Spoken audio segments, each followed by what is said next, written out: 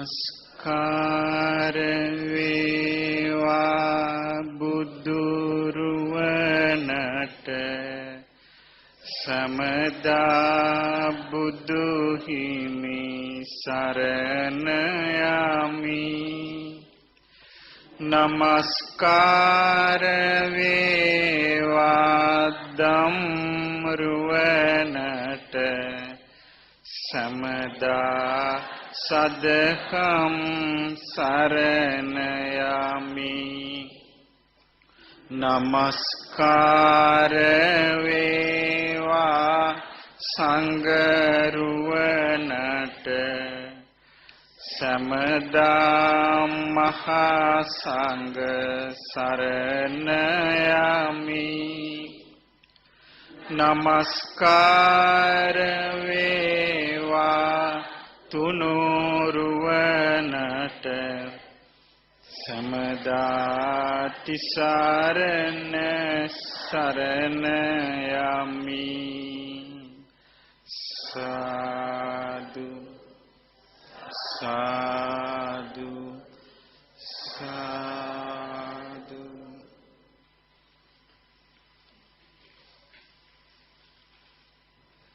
ගරුතර මහා සංඝරත්නයන් අවසරයි. ශ්‍රද්ධාවන්ත පින්වතුනි, අපි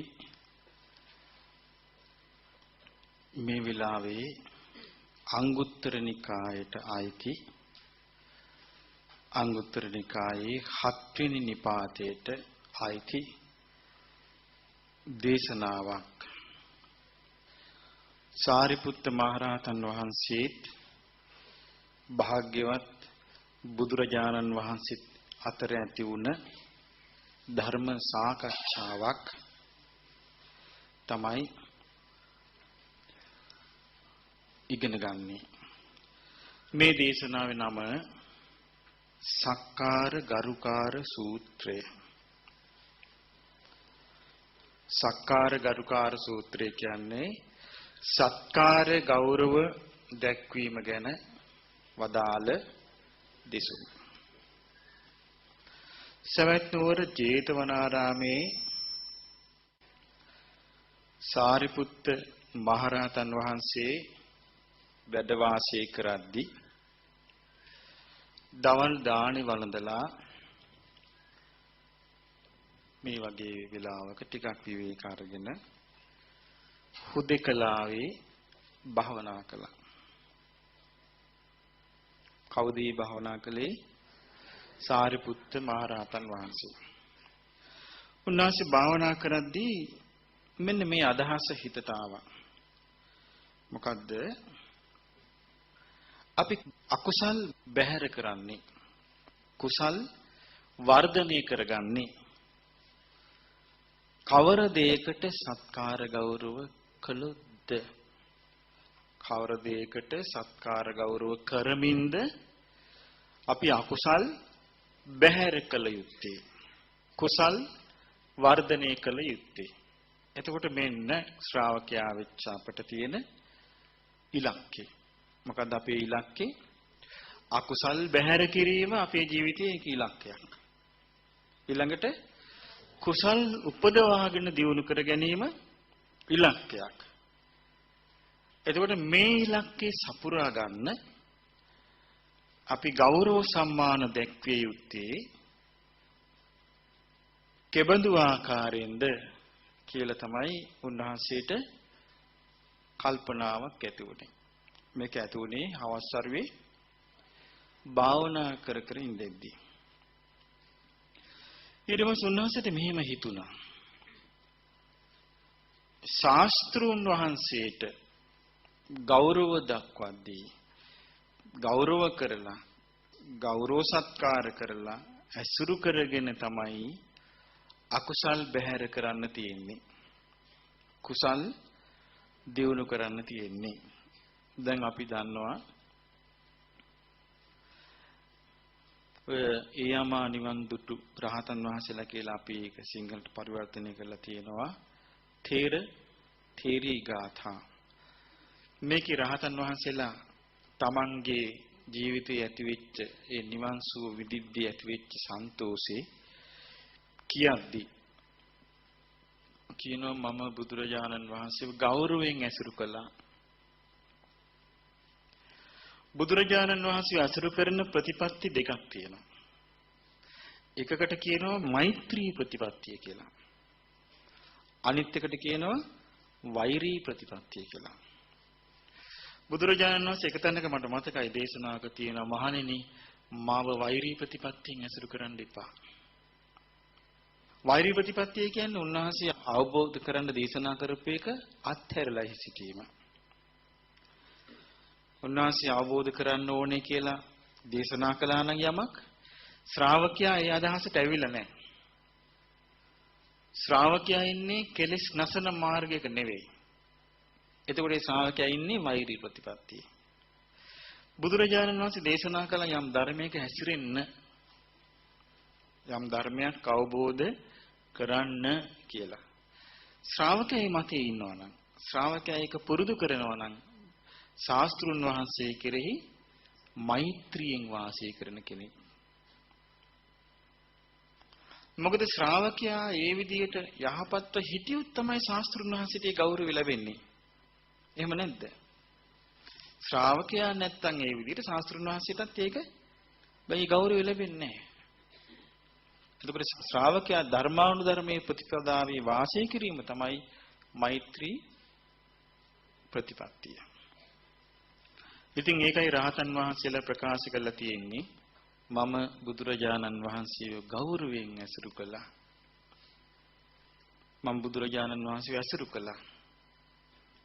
මම ශාස්ත්‍රුන් වහන්සේව කිට්ටුවෙන් ඇසුරු කළා කියලා. දැන් මේ කාලේ අපිට ඒ ශාස්ත්‍රුන් වහන්සේ කිට්ටුවෙන් ඇසුරු කරන්න බැරිද? පුළුවන්. එතකොට සාරිපුත්ත මහ රහතන් වහන්සේට මතක් වුණා පළවෙනි කාරණේ.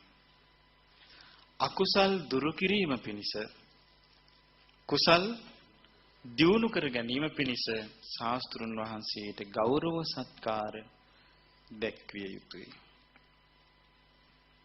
පළවෙනි එක. දෙවෙනි එක අකුසල් දුරු කිරීම පිණිස කුසල් දියුණු කිරීම පිණිස ශාස්ත්‍රුන් වහන්සේ වදාළ ශ්‍රී සද්ධර්මයට ගෞරව සත්කාර දැක්විය යුතුයි. ගෞරව කළ යුතුයි. ওই ගෞරව කිරීම ගැන මට මතකයි උදායි කියලා සූත්‍රයක් තියෙනවා. මේ වේරහච්ඡාන කියන ගෙදර හිටපු ගෘහපතිනියට ආරංචි වුණා මේ හාමුදුරුවෝ හොඳ ධර්මයේ කියනවා කියලා. ආරංචිල කිව්වා අනේ මටත් ආසයි බන් ටිකක් අහන්න හාමුදුරු කෙනෙක් මට වඩම්මලා දෙන්න කියලා. වැඩියා. දානි දුන්නා. දුන්නට පස්සේ ඉතින් ඒ ස්වාමීන් වහන්සේ පුටුවක වාඩිලා හිටියේ. දැන් මෙයා බෞද්ධ කෙනෙක් නෙමෙයි. දැන් මෙයාට බණ අහන්න ආසයි. එයා මොකද කළේ? සෙරප්පු දෙකකුත් දාගෙන ඔළුව අරියාගේ සාරි පොටින්ම වහගෙන ඒ වගේම සමාන ආසනයක වාඩි වෙලා කිව්වා "හා දැන් කියන්න බලන්න මාත් අහන්න කැමතියි" කිව්වා. ඒ මොකද එයා දන්නේ නෑ. ඉතින් ඒ ස්වාමීන් වහන්සේටත් එකපාරට මෙයා හදන්න මොකද්ද වගේ. ඊට පස්සේ කිව්වා පින්වති අපි බලමුකෝ දවසක ධර්මය කතා කරන අවස්ථාවක් ගම්මුකෝ ඉතින් කියලා පිටත් වුණා. වන්න කිව්වේ නෑ. ඊට පස්සේ අර මිනිස්සයාට ආය අඬ ගහලා කිව්වා "කෝ ඉතින් ওই ධර්මයේ දේශනා කරනවා කිව්වට මම කිව්වනේ මම බණ කියන්නේ කියලා." බණ කිව්වේ නෑනේ. මේ ඒතර යා කෙලින්ම ගියා අර ස්වාමීන් වහන්සේ හම්බ වෙන්න. ගිහලා කිව්වා මෙහෙම මේ බණ කියන්න කියද්දි ස්වාමීන් වහන්සේ ධර්ම දේශනා කරන්නේ නැද්ද කිව්වා. මට ඒ ක්‍රමයට මට බෑ කිව්වා. ගෞරවය නෑ කිව්වා ධර්මයට. කොහොමද ගෞරව දක්වන්නේ? සිරපු දෙක අයින් කළා. ඔය වහපු ඔළුව පොඩ්ඩක් අරගෙන ඔව් පාත ආසනයක මිටි ආසනයක වාඩි වෙලා කියන්න කිව්වා. අනිත් දවසේ මෙයා එහෙම කළා. ඊට පස්සේ ධර්මය කිව්වා. එතකොට අපිට පේනවා මේ ධර්ම ගෞරවය කියන එක කොයිතරම් ශ්‍රාවකයන් තුල තිබිලා තියෙනවද. ඉතින් සරියුත් හාමුදුරන්ට මතක් වුණා දෙවනි කාරණේ හැටියට. දැන් අපිට වර්තමානයේ යම් යම් අවස්ථාවල ඒ වගේ අවස්ථාවල් වලට මුහුණ දෙන්න වෙනවා. දැන් උදාහරණයක් හැටියට මම ගත්තොත් මට ඒ වගේ අවස්ථාවලට මුහුණ දෙන්න වෙනවා. සමහර විදේශ අය හම්බුනහම විශේෂ සමහර තැන්වල ඒගොල්ලන්ට ඒක කිව්වොත් මේගොල්ලෝ බන අහන්නේ නැහැ. අමුතු දේවල් නෙමේ ලෝකේ තියෙන්නේ. සමහරට අපිට සමාන පුටුවල වාඩි වෙන්න වෙනවා. අපිට ධර්මයේ කියන්න වෙනවා. ඉතින් මේ හැම අවස්ථාවකම මට මතක් වෙනවා ඔක.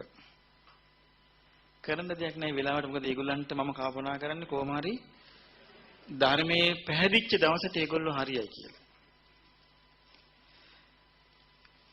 සමහර අවස්ථාවල් එනවා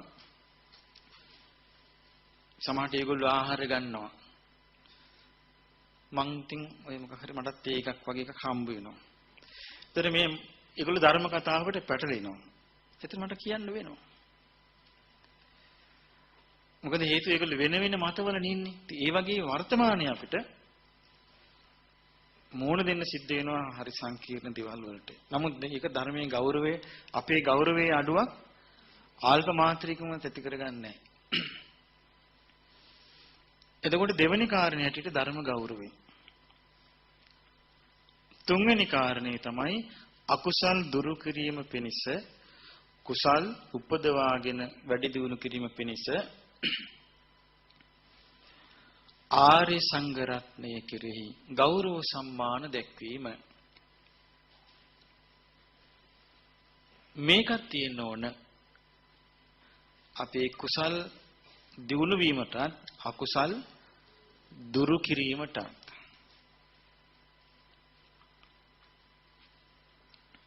හතරවෙනි කරුණ සිල් පදවලට ගෞරව කිරීම. ගෞරව සම්මාන දැක්වීම. ගෞරවයෙන් ශික්ෂාපද ඇසුරු කිරීම. මෙය අකුසල් දුරු වීමටත් කුසල් වර්ධනයටත් උපකාර වෙනවා.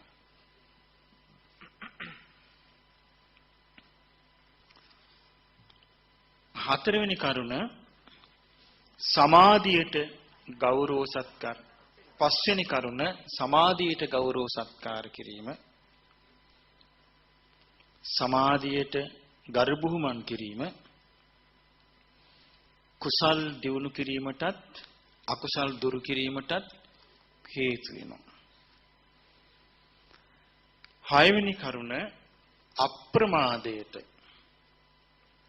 අපේ වචන වලින් කියනවා නම් කැපවීමට ගෞරව කරනවා නම් ඒ කැපවීම කියන එක ගෞරවයෙන් ඇසුරු කරනවා නම් අකුසල් දුරු වීමත් කුසල් වර්ධනයත් සිදු වෙනවා. හත්වෙනි එක ඒ දැන් කීයක් කිව්වද? හයක් කියලා ඉවරද? හත්වෙනි එක දහම් පිළිසඳරට පටිසන්ධාර කියන වචනේ දහම් පිළිසඳරට ගෞරව සත්කාර කරනවා නම් ගෞරවයෙන් දහම් පිළිසඳරේ යෙදෙනවා නම් අකුසල් දුරු වෙනවා කුසල් වැඩෙනවා. සාරිපුත්ත මහ රහතන් වහන්සේ මේ කරුණ ටික ලස්සනට උන්වහන්සේගේ හිතේ ඇතිවෙච්ච මේ කරුණ උන්වහන්සේ ලස්සනට ගලපගත්තා. මේ කරුණ 7 තමයි. මොකක්ද මේ කරුණ 7? ශාස්ත්‍රුන් වහන්සේට ගෞරව කිරීම, ශ්‍රී සද්ධර්මයට ගෞරව කිරීම, ආර්ය ශ්‍රාවක සංඝ රත්නයට ගෞරව කිරීම, ශික්ෂා පදවලට ගෞරව කිරීම, සමාධියට ගෞරව කිරීම, අප්‍රමාදයට ගෞරව කිරීම, දහම් පිළිසඳරට ගෞරව කිරීම. සාරිපුත්ත හාමුදුරන්ට සන්තෝෂයක් ඇති වුණා. හරි ලස්සන අදහසක් මා තුල ඇති වුණානේ. හරි පිරිසිදු දෙයක් දැන් මට හිතට ආවේ. ඒකේ තේරුම සාරිපුත්ත මහ රහතන් වහන්සේ මේක කලින් අහලා නැහැ. හරි පිරිසිදු අදහසක් මට ආවන්නේ. ඊට පස්සේ සාරිපුත්ත මහ රහතන් වහන්සේ හිතුවා මම මේ මගේ හිතේ ඇතිවෙච්ච මේ සුන්දර අදහස මේ පිරිසිදු අදහස බුදුරජාණන් වහන්සේ ළඟට ගිහින් කියන්න ඕනේ. එතකොට මේ අදහස තවත් ලස්සනට බබලාවි. තව උපමට්ටම් වෙලා යාවි. මිනිස්සෙකුට ස්වර්ණාභරණයක් ලැබුණට පස්සේ රත්තරන් හම්බුණාට පස්සේ මෙයා මේ රත්තරන් අරගෙන යනවා රත්තරන් උපදාන කෙනෙක් ගාවට. ගෙනිච්චාම එයා තමයි රත්තරන් උපදාන්නේ. එයා මේක උපමට්ටම් කරලා දිනවා තිබුණට වඩා බබලන්න. ඒ වගේ මම මේක බුදුරජාණන් වහන්සේට ගිහින් සැල කරන්න ඕන. උන්වහන්සේ මේක ලස්සනට උපමට්ටම් කරලා දීවි. ඊට පස්සේ සාරිපුත්ත මහරහතන් වහන්සේ හවස් වරුවේ බුදුරජාණන් වහන්සේ ළඟට වැඩියා. උන්වහන්සේට වන්දනා කළා. පැත්තකින් වාඩි වෙලා කියනවා ස්වාමීනි භාග්‍යවතුන් වහන්සේ අද මං හවස භාවනා කර හිටියා. මම භාවනා කර සිටිද්දී මට මෙන්න මෙහි අදහස මගේ හිතේ ඇති වුණා. මොකක්ද? ඔව් අකුසල් දුරු වීමට කුසල් වැඩි වීමට කවුරුනම් කෙනෙකුට සත්කාර සම්මාන කළ යුතුද ගෞරව කළ යුතුද කියලා මට මේ හිතවිල්ල ඇති වුණා. ඉතින් ස්වාමීනි මම මේක ගැන හිතන්න පටන් ගත්තා. හිතන්න පටන් ගත්තාම මට මේ කරුණු හතක් වැටහුණා. මෙන්න මේ කරුණු හත තමයි මේකට ඕන කියලා. මේ කරුණු හත කිව්වා. මොනවද ඒ කරුණු හත? කිව්වා ස්වාමීනි ශාස්ත්‍රුන් වහන්සේට ගෞරව දක්වලා සත්කාර දක්වලා වාසය කරන එක්කිනාට තමයි කුසල් දුරු කරන්න පුළුවන්. අකුසල් දුරු කරන්න පුළුවන්. කුසල් වර්ධනය කරන්න පුළුවන්. ඊළඟට ශ්‍රී සද්ධර්මයට ගෞරව සත්කාර සම්මාන දක්වන එක්කිනාට පුළුවන් අකුසල් දුරු කරන්න පුළුවන්. කුසල් වර්ධනය කරගන්න පුළුවන්. ඊළඟට ආර්ය ශ්‍රාවක සංඝ රත්නයේ කෙරෙහි ගෞරව දක්වන සත්කාර දක්වන එක්කෙනාට අකුසල් ප්‍රහාණය කරන්න පුළුවන්. කුසල් වඩා ගන්න පුළුවන්. ඊළඟට ශික්ෂා පදවලට ගෞරව සත්කාර දක්වන එක්කෙනාට අකුසල් ප්‍රහාණය කරන්න පුළුවන්. කුසල් දියුණු කරන්න පුළුවන්. සමාධියට ගෞරව සත්කාර සම්මාන දක්වන කෙනාට අකුසල් ප්‍රහාණය කරන්න පුළුවන්. කුසල් වර්ධනය කරන්න පුළුවන්. ඊළඟට අප්‍රමාදයට ගෞරව සත්කාර දක්වන කෙනාට අකුසල් ප්‍රහාණය කරන්න පුළුවන්. කුසල් වර්ධනය කරන්න පුළුවන්. ඊළඟට දහම් පිළිසඳරට ගෞරව සත්කාර කරන කෙනාට අකුසල් ප්‍රහාණය කරන්න පුළුවන්. වර්ධනය කරන්න පුළුවන්. ස්වාමීනි මට මෙන්න මේ අදහස ඇති වෙච්ච ගමන් මට භාග්‍යවත් බුදුරජාණන් වහන්සේ මතක් වුණා. මතක්ුනේ මේ විදිහටයි කිව්වා. කොහොමද මතක්ුනේ? මට මෙන්න පිරිසිදු බබලන සිටිවිලි ටිකක් ආවා. ලස්සන අදහසක් මට ඇති වුණා. මම මේ ලස්සන අදහස බුදුරජාණන් වහන්සේ ළඟට ගිහිල්ලා ඉදිරිපත් කරන්න ඕනේ. එතකොට උන්වහන්සේ මේ අදහස තව උපමට්ටම් කළා දේවි. ඒක මොකක් වගේද? රත්තරණක් හම්බෙච්ච කෙනෙක් රත්තරන් උපදානෙක් කෙනෙක් ගාවට ගෙනියනවා වගේ. එතකොට එයා ඒ රත්තරන් ලස්සනට උපමට්ටම් කරලා දෙනවා. උපදාලා දෙනවා. තිබුණට වඩා බබලන්න. ඉතින් ස්වාමීනි භාග්‍යවතුන් වහන්සේ මට හිතුණා ඒ වගේ මගේ මේ හිතේ ඇතිවෙච්ච පාරිශුද්ධ අදහස බුදුරජාණන් වහන්සේට කියා හිටියාම උන්වහන්සේ මේක ලස්සනට පිරිසිදු කළා දේවි කියලා. බුදුරජාණන් වහන්සේ එතකොට දේශනා කරනවා අහගෙන ඉඳලා සාදු සාදු සාරිපුත්ත. සාරිපුත්ත හරියට හරි කිව්වා. යමෙක් ශාස්ත්‍රුන් වහන්සේට සත්කාර ගෞරව දක්වනවා නම් ඒ ශාස්ත්‍රුන් වහන්සේට සත්කාර ගෞරව දක්වමින් වාසය කරනවා නම් එයා අකුසල් ප්‍රහාණය කරනවා. එයා කුසල් වර්ධනය කර ගන්නවා. යමෙක් ශ්‍රී සද්ධර්මයට ගෞරව සත්කාර දක්වනවා නම්, ගෞරව සත්කාරයෙන් ඇසුරු කරනවා නම්, එයා අකුසල් ප්‍රහාණය කරනවා, කුසල් වර්ධනය කරනවා. යමෙක් ආර්ය සංඝ රත්නයට ගෞරව සත්කාර දක්වනවා නම්, එයා අකුසල් ප්‍රහාණය කරනවා, කුසල් වර්ධනය කරනවා. යමෙක් ශික්ෂා පදවලට ගෞරව සත්කාර දක්වනවා නම්, අකුසල් ප්‍රහාණය කරනවා, කුසල් වර්ධනය කරනවා. යමෙක් සමාධියට ගෞරව සත්කාර දක්වනවා නම්, අකුසල් ප්‍රහාණය කරනවා, කුසල් වර්ධනය කරනවා. යමෙක් අප්‍රමාදයට ගෞරව දක්වනවා නම්, අකුසල් ප්‍රහාණය කරනවා, කුසල් වර්ධනය කරනවා. යමෙක් දහම් පිළිසඳරට ගෞරව සත්කාර දක්වනවා නම්, අකුසල් ප්‍රහාණය කරනවා, වර්ධනය කරනවා කියලා බුදුරජාණන් වහන්සේ ප්‍රකාශ කරපු ගමන් ඔන්න උපවැටෙන්න පටන් ගත්තා. කොහොමද උපවැටුනේ? සාරිපුත්ත හාමුදුරුවෝ කියා හිටියා, ස්වාමීනි භාග්‍යතුන් වහන්සේ මට දැන් මේක විස්තර වශයෙන් තේරෙනවා කිව්වා. මට දැන් විස්තර වශයෙන් තේරෙනවා කිව්වා. මෙහෙමයි කිව්වා, ස්වාමීනි භාග්‍යතුන් වහන්සේ ශාස්ත්‍රුන් වහන්සේට ගෞරවයක් නැතුව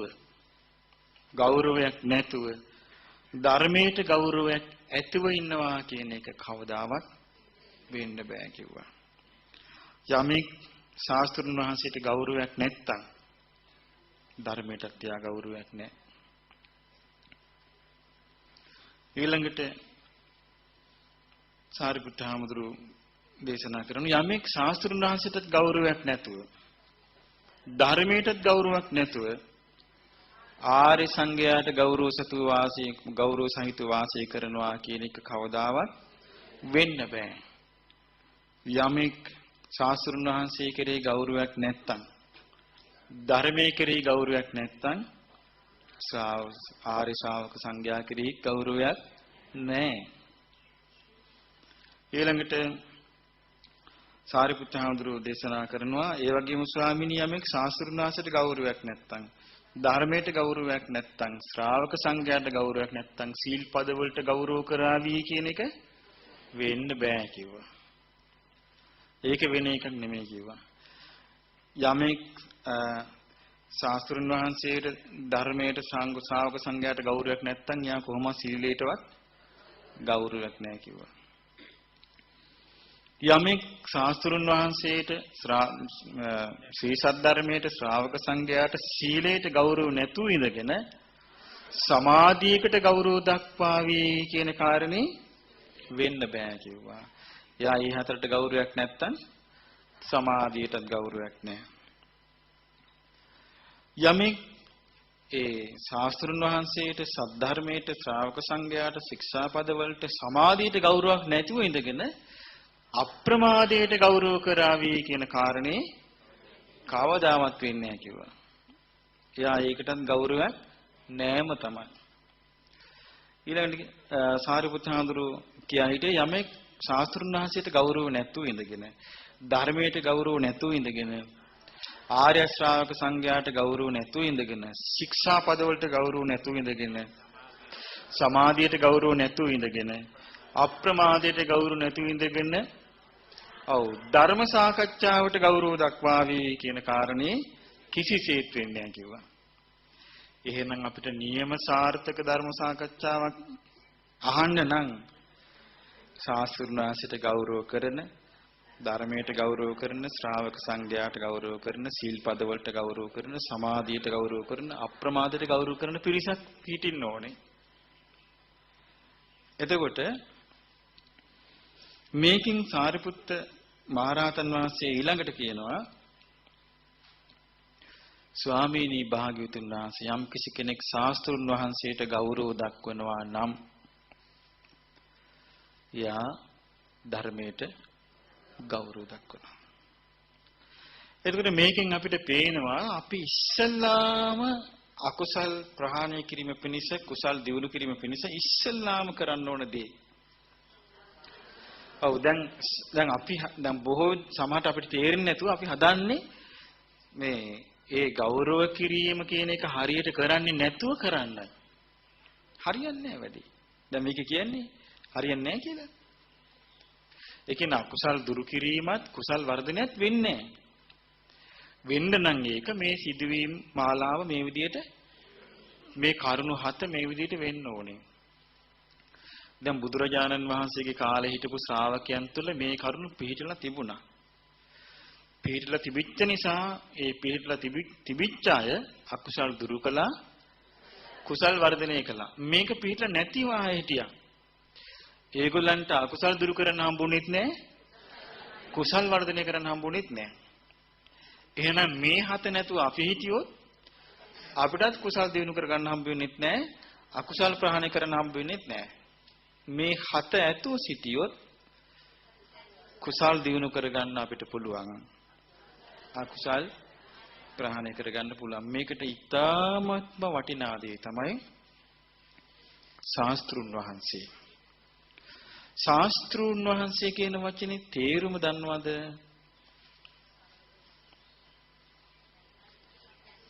මොකද්ද? ශාස්ත්‍රුන් වහන්සේ කියන එකේ සාමාන්‍ය තේරුම මාර්ගය පෙන්වන්න කියන මාර්ගෝපදේශනයි. මාර්ගෝපදේශනේ සලස්වන කෙනා. එතකොට දැන් අපි අපේ ජීවිතයේ සම්බන්ධයෙන් තීරණ ගැනීමේදී කල්පනා කිරීමේදී අපි සිත කය වචනය මෙහෙවීමේදී අපි තවත් කෙනෙකුගේ අදහස තවත් කෙනෙකුගේ මතේ අනුගමනය කරනවා නම් ඒ තමයි ශාස්ත්‍රූන් වහන්සේ. එතකොට අපි ඒකට තෝරගත්තේ කවද? ගෞතම බුදුරජාණන් වහන්සේව. එතකොට මේ අදහස අපිට තිබුණොත් තමයි අපේ ශාස්ත්‍රූන් වහන්සේ වෙන්නේ. එහෙම නැත්නම් අපේ ශාස්ත්‍රූන් වහන්සේ බවට පත් වෙන්නේ නැහැ. බුදුරජාණන් වහන්සේව අඳුනා ගන්න ඕනේ අපි ගුණ වශයෙන්. උන්වහන්සේව අඳුනාගන්නේ කොහොමද අපි? ගුණ වශයෙන්. දැන් උන්වහන්සේ තමයි උන්වහන්සේගේ ගුණ ටික අපිට පෙන්වලා දුන්නේ, හෙළිදරව් කරලා දුන්නේ. දැන් අපි ගත්තොත් ස්වාක්කාත ඉතිපිසෝ පාඨය, ස්වාක්කාත පාඨය, සුපටිපන්නෝ කියන ඒක කිසි කෙනෙක් හදපු ඒවා නෙමෙයි ඒවා. බුදුරජාණන් වහන්සේ විසින්ම දේශනා කරලා කියා දීපුවා. බාහිර කෙනෙක් කියපු ඒවා නෙමෙයි. ඉතින් උන්වහන්සේ අපිට හඳුන්වලා දුන්නා උන්වහන්සේ තුල ගුණ 9ක් තියෙනවා කියලා. ඒ 9 උන්වහන්සේගේ ක්‍රියාකාරීත්වය තුල ඔප්පු වෙච්චා. දැන් උන්වහන්සේ අරහං කියලා උන්වහන්සේගේ ගුණය අපිට හඳුන්වලා දුන්නා. ඉතින් උන්වහන්සේගේ අරහත්ත්වයේ තමයි උන්වහන්සේ පිරිනොම් පානකම දිස්සුනේ. උන්වහන්සේ සම්මා සම්බුද්දයි කියලා ලෝකයට ප්‍රතිඥා දුන්නා. උන්වහන්සේ අවබෝධ කරගත්තු දේවල් මේ බාහිරින් අහලා නෙමෙයි කියලා. අදටත් ඒකේමමනේ. දැන් අද අපි උදේ ඇහුවා මොකද්ද? ආසවිසෝපම සූත්‍රය. දැන් අපි ඒක ඉගෙනගත්තු කරුණු. අපි වෙන කිසිම විෂයක ඔබ ඉගෙනගෙන තියනවාද? ලෝකෙ වෙන කිසිම විෂයක නෑ ඒවා. මනුස්ස සිත කිලුට වීමෙන් මනුෂ්‍යයා කිලුට වෙන බව. මනුෂ්‍යයාගේ සිත පිරිසිදු වීමෙන් පිරිසිදු වෙන බව වෙන කිසිම තැනක නැහැ. ඒක තියෙන්නේ බුද්ධ දේශනාවේ විතරයි. දැන් අපි ගත්තොත් මනුෂ්‍ය වර්ගයාගේ ඉතිහාසය ඉඳලා මිනිස්සු ආහසෝසට ගොඩනැගිලි හදන්න ඇති. වැව් පුකුණු ඉදි කරන්න ඇති. උද්‍යාන ඉදි කරන්න ඇති. නොයේ ගස්වැල් වවන්න ඇති. නොයේ කැඳපැදලුම් හදන්න ඇති. නමුත් මේ මිනිස්යාගේ හිත පිරිසිදු නොවීම නිසා හටගන්න ප්‍රශ්න වලට හැමදේම මුහුණ දෙන්න ඕනේ. එහෙම නේද?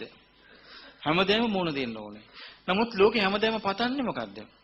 යුද්ධ නැති, අර්බුද නැති, ආරවුල් නැති, සාමයේ පිරුණු, කිරියෙන් පැණියෙන් ඉතුරුණු අමුතුම ලෝකයක් පතනවා. එතන යන්න බැරි මොකද? මිනිස්යාගේ හිත පිරිසිදු නැහැ. බලන්න බුදුරජාණන් වහන්සේ හරියට හොයාගත්තනේ ඒක. දැන් මේ සාකච්ඡා කරනවා, සම්මන්ත්‍රණ තියෙනවා, මහා සභාවල් පවත්වනවා, වටමේස තියෙනවා. හරියන්නේ වැඩි. ඉස්සර ඉඳලා එහෙමයි. බුදුරජාණන් වහන්සේ තමයි හරියටම තෝරගත්තේ මේක. උන්වහන්සේ තේරුම් ගත්තා මේ ප්‍රශ්නේ එක එක්කෙනා තුල තනි තනියම විසඳෙන්න ඕන කියලා. කොච්චර හරිද බලන්නේ ඒක. එක එක්කෙනා තුල තනි තනියම විසඳෙන්න ඕනේ. ධර්මයේ ලක්ෂණය ඒකනේ. ඕපනායක කියන්නේ ඒකනේ. එක එක්කෙනා තුල තනි තනියම විසඳෙන්න ඕනේ ප්‍රශ්නේ. ඉතින් ඒ සඳහා උන්වහන්සේ දේශනා කරපු උන්වහන්සේගේ අවබෝධය කර්මය ගැන එහෙම නැත්නම් විඥානය ගැන සිත ගැන සංස්කාර ගැන ඊළඟට දිව්‍ය ලෝක ප්‍රේත ලෝක වෙන ආදී ගැන නිවන් මඟ ගැන ආර්ය ශ්‍රාගික මාර්ගය ගැන බුදුරජාණන් වහන්සේගේ අවබෝධය ලෝකෙ වෙන කිසිම විෂයක දකින්න නැහැ. වෙන කිසිම පොතක නැහැ. එතකොට අපිට මේකෙන් තේරෙන්නේ මොකද්ද? උන්වහන්සේ කාන්තිම අවබෝධ කරලා තියෙන්නේ මේ ලෝකෙ නැති එකක්. උන්වහන්සේම දේශනා කළානේ පළවෙනි ධර්ම සංගායනාවේදී කොහොමද දේශනා කළේ? ඉදං දුක්ඛං අරිය සත්‍යන්ති මේ භික්කවේ පුබ්බේ අනනුස්සුතේසු ධම්මේසු මම කිසි දවසක මේ ජීවිතය අහපු නැති එකක් කිව්වා මේ. එතකොට දුක ගැනත් එහෙමයි උන්වහන්සේ දේශනා කළේ. දුක හට ගන්න ආකාරය කාම තෘෂ්ණා, භව තෘෂ්ණා, විභව තෘෂ්ණා ගැනත් උන්වහන්සේ දේශනා කළේ. ඒක නිරුද්ධ වීම ගැන ආර්ය අෂ්ටාංගික මාර්ගයත් හැම එකක් ගැනම උන්වහන්සේ දේශනා කළේ පුබ්බේ අනනුස්සුතේසු ධම්මේසු. කවදාවත් මේක අහලා නැහැ කිව්වා. එතකොට අපටත් එහෙම කවදාවත් අහපු නැතිව නේද මේ බුද්ධ දේශනාවලින් අපි දැනගන්නේ. උන්වහන්සේ සම්මා සම්බුද්ධයි. මේ කෙරෙහි අපි හිත පහදවා ගන්න ඕනේ. එතකොට උන්වහන්සේ ජීවත් වුණේ අවබෝධයෙන් යුක්තවයි උන්වහන්සේ ජීවත් වුණේ. අවබෝධයෙන් යුක්තව ජීවත් වෙනවා කියන කාරණේ මේ අපේ ජීවිතේට වඩා ලොකු වෙනසක් තියෙනවා. ඒ කියන්නේ උන්වහන්සේ අවබෝධයෙන් දේශනා කරපු දේ ඒ විදිහටම සිද්ධ වෙනවා. ඒක වෙන විදිහකට සිදුවන්නේ නැහැ. ඒකයි අවබෝධයේ තියෙන වටිනාකම. අනිත් එක තමයි මේ අවබෝධය තව කෙනෙකුට අත්දකින්න පුළුවන් එකක් නේ. දැන් අපි ගත්තොත් ලෝකේ එක එක මිනිස්සු පරිේෂණ කරලා මොනවා කරලා මොනවා හරි කරලා තර්ක කර ගොඩනගලා මොනවා හරි ඉදිරිපත් කරනවා කියමු. එතකොට ඒ ඉදිරිපත් කිරීම කරනකොට ඒ ඉදිරිපත් කරපු දේ අපිට තියෙන්නේ මොකද්ද? දැනුමකට ගන්න විතරයි. දැන් බුදුරජාණන් වහන්සේ ආර්ය අෂ්ටාංගික මාර්ගය ඉදිරිපත් කළාට පස්සේ ඒක කෙනෙක් ප්‍රගුණ කළාම එයාටත් ඒ විදිහටම නිකලෙස් වෙනවා නම් එයා ඒ විදිහටම නිවන කරා යනවා නම් ඒක සාමාන්‍ය දැනුම ඉක්මවා ගිය කන්නේ බුදුරජාණන් වහන්සේ දේශනා කරපු ධර්මය කරුණු පහක් ඉක්මවා ගියපු එකක්. ලෝකේ සාමාන්‍යයෙන් දැනුම කියන එක එකිනෙකා ගණදෙනු කරන්නේ කරුණු පහක් ඔස්සේ. මොනවද මේ පහ? සද්ධා, රුචි, ආකාර පරිවිතක්ක, රජ්ජා, සද්ධා, රුචි, අනුස්සව, ආකාර පරිවිතක්ක, දිට්ඨි නිඥානක්ඛන්ති. මේ පහෙන් තමයි ලෝකේ දැනුම තියෙන්නේ. දැන් බලන්න බුදුරජාණන් වහන්සේ මේක ප්‍රකාශ නොකරන්න අපි දන්නේ නැහෙනි. ඒක තේරුම තමයි මේ ලෝකේ මිනිස්යා තුළ දැනුම තියෙන්නේ එක්ක සද්ධාව මත. සද්ධා කිව්වේ පැහැදීම මත. එක්ක රුචි මත. කැමැත්ත මත. එක්ක අනුස්සව අහපු දෙයක් මත. එක්ක ආකාර පරිවිතක්ක තර්ක කර ගැලපීම මත. එක්ක දිට්ඨි නිඥානක්ඛන්ති මතවාද වශයෙන් බැස ගැනීම මත. මේ පහ මත තමයි ලෝකේ ධර්ම තියෙන්නේ මිනිස්සුන්ගේ ධර්ම. බුදුරජාණන් වහන්සේ දේශනා කරන්නේ මේ පහ ඉක්මවා ගියපු එකක්. ඒකට කියන්නේ සච්චිකාතබ්බං. සාක්ෂාත් කළ යුතුයි. අත්දැකිය යුතුයි. ඊට පස්සේ ඒක තමාගේ දෙයක්. ඒකනේ බුදුරජාණන් වහන්සේගේ ශ්‍රාවකයන්ව කාටවත් අනිත් පැත්තට හරවන්න බැරි. හරියට ධර්ම මාර්ගේ ගියා නම් ශ්‍රාවකේ. හරියටම ධර්ම මාර්ගේ ගියා නම් හරවන්න බෑ කාටවත්. ලෝකේ කාටවත් මේ අවබෝධය වෙනස් කරන්න බෑ. ඒ අවබෝධයට අභියෝග කරන්න බෑ. ශ්‍රාවකයා තුල ශාස්ත්‍රුන් වහන්සේ ගැන කවර කතාවද? එතකොට ඒ බුදුරජාණන් වහන්සේගේ අවබෝධයෙන් යුක්ත හැසිරීම විද්‍යාචරණ සම්පන්න බව ගැන පහදින්න ඕනේ අපි. ඊළඟට උන්වහන්සේ සුගත මනා ගමනක් වැඩියා. ඒ තමයි ආර්ය අෂ්ටාංගික මාර්ගය. ආර්ය අෂ්ටාංගික මාර්ගයේ ගමන් කරලා සුන්දර නිවනට වැඩියා. ආර්ය අෂ්ටාංගික මාර්ගයට උන්වහන්සේ නමක් පාවිච්චි කළා. මජ්ක්‍ධිමා පටිපදා. මධ්‍යම ප්‍රතිපදාව. අපි අයත් කියනවා දැන් ඒක. දැන් කොහොමද අපි ඉතින් මධ්‍යම ප්‍රතිපදාවේ ඉන්නවා කියලා. ඒ මොකද ඒ කියන්නේ? අපිට ලොකු සැපකුත් නැත, ලොකු දුකකුත් නැත කියලා. නමුත් බුදුරජාණන් වහන්සේ අදහස් කළේ ඒක නෙමෙයි. උන්වහන්සේ මධ්‍යම ප්‍රතිපදාව කියන්නේ ආර්ය අෂ්ටාංගික මාර්ගය. අපි ඉතින් මධ්‍යම ප්‍රතිපදාවෙන් ඉන්නවා කියලා කියන්න පුළුවන් මාර්ගඵලලාභින්ට විතරයි. හරියට බැලුවොත් නේ. ඒ ආර්ය අෂ්ටාංගික මාර්ගය ගමන් කරන්නේ මාර්ගයට පැමිණිච්ච අයනේ. ඉතින් මේ මාර්ගයේ ගමන් කළා සුන්දර නිවනටපත් වුණා. උන්වහන්සේ සුගත. ඔය බුද්ධ දේශනා හැම එකකම මේ ලක්ෂණ තියෙනවා. ඊළඟට බුදුරජාණන් වහන්සේ ලෝකවිදු. ලෝක ගැන උන්වහන්සේගේ අවබෝධය නම් පුදුමිනුත් පුදුමයි. බුදුරජාණන් වහන්සේ එක තැනක බුදුරජාණන් වහන්සේගෙන් ආනන්ද හාමුදුරුවෝ අහනවා ස්වාමිනී භාග්‍යතුන් වහන්සේ මේ කකුසඳ බුදුරජාණන් වහන්සේගේ අභිභූ කියන ශ්‍රාවකයා මේ දහසක් ලෝක ධාතු වලට ඇහෙන විදිහට කතා කළා කියලා අහලා තියෙනවා. ස්වාමීනි භාග්‍යවතුන් වහන්සේ ශ්‍රාවකයෙකුට එහෙම පුළුවන් නම් ඔව් ශාස්ත්‍රුන් වහන්සේට කොච්චර පුළුවන්ද? බුදුරජාණන් වහන්සේ වදාලා ආනන්දය ශාස්ත්‍රුන් වහන්සේට පුළුවන් දී මිම්මකින් හොයන්න යන්න එපා කිව්වා. මිමි වලින් මනින්න බෑ කිව්වා මේ පුළුවන්කම්. ඇයි ඒ බුද්ධ විශ්ේ අචින්තය නිසා. ආනන්ද හඳුනන දැන් මේක අහගන්න තියෙන ආසාව වැඩි. ආයමත් ඒක ඇහුවා. ආයමත් ඇහුවා. අහනකට ආනන්ද හඳුනන්ට බුදුරජාන් වහන්සේ හරි ලස්සනට මේක විස්තර කරනවා. කියනවා ආනන්දය මේ සූර්යා මේ ඉරහඳ එළිය කරන ලෝකේ මේ වගේ මේ ලෝකේ වගේ 1000කට කියනවා සහස්සී ලෝක ධාතුව කියලා. මේ 1000 මේ වගේ ලෝක 1000කට මොකද්ද කියන්නේ? සහස්සී ලෝක ධාතුව. සහස්සී ලෝක ධාතු 1000කට කියනවා. ඔව්. නෑ සහස්සී ලෝක ධාතු 1000කට කියනවා චූලනිකා ලෝක ධාතු කියලා. ඒ වගේව 1000කට කියනවා මහා සහස්සී ලෝක ධාතු කියලා. කියන තථාගතයන් වහන්සේට පුළුවන් කිව්වා මේ ඔක්කොම. කිව්වා ස්වාමීනි මට තේරෙන්නේ නැහැ කොහොමද මේක කරන්න කියලා. බුදුරජාණන් වහන්සේ ප්‍රකාශ කළා ඉස්සෙල්ලා උන්වහන්සේ ආලෝකයේ පතුරවනවා කිව්වා. ආලෝකයේ පතුරවලා ඊට පස්සේ හරි ලස්සන වචනයක් කියනවා. ස්වරයෙන් විඥාපනය කරනවා. ඒ කියන්නේ ශබ්දය යවනවා. හරි පුදුමයි.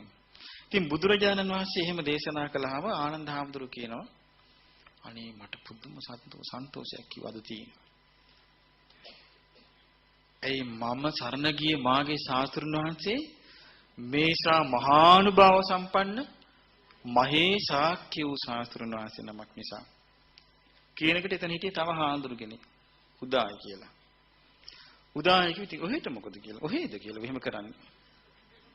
ඒ කාලෙත් එහෙනම් මේකල වගේම තමයි.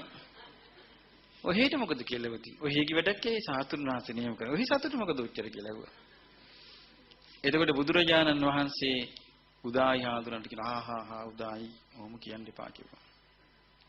ඔය පැහැදීම සුළු එකක් නෙමෙයි කිව්වා. ඔය පැහැදීමට පුළුවන් කිව්වා 7 වතාවක් සක්විති රජකම දෙන්න. බලන්න බුදුරජාණන් වහන්සේගේ ඒ ක්ෂණයකින් ආනන්ද හාමුදුරන්ගේ සිතක් දැක්කා. ඒකේ විපාකයක් දැක්කා. ඒ වගේම ওই පැහැදීමට පුළුවන් කිව්ව දිව්‍ය ලෝකයේ ආත්ම භාව 7ක් උපද්දවන්න. ඔය මොහොතට ඇතිවෙච්ච පැහැදීම.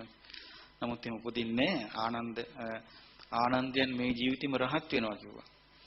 එතකොට බලන්නේ බුදුරජාණන් වහන්සේගේ ශාස්ත්‍රත්වය අපි මේ උඩින් පල්ලෙන් තේරුම් ගන්න හදන එකක් නෙවෙයි.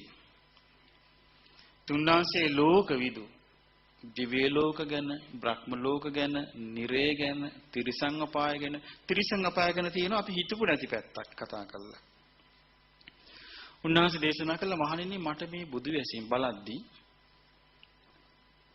තිරිසන් ලෝකේ තරම් අනේක වූ විචිත්‍ර වූ ලෝකයක් මං වෙන දකින්නේ නැහැ කිව්වා.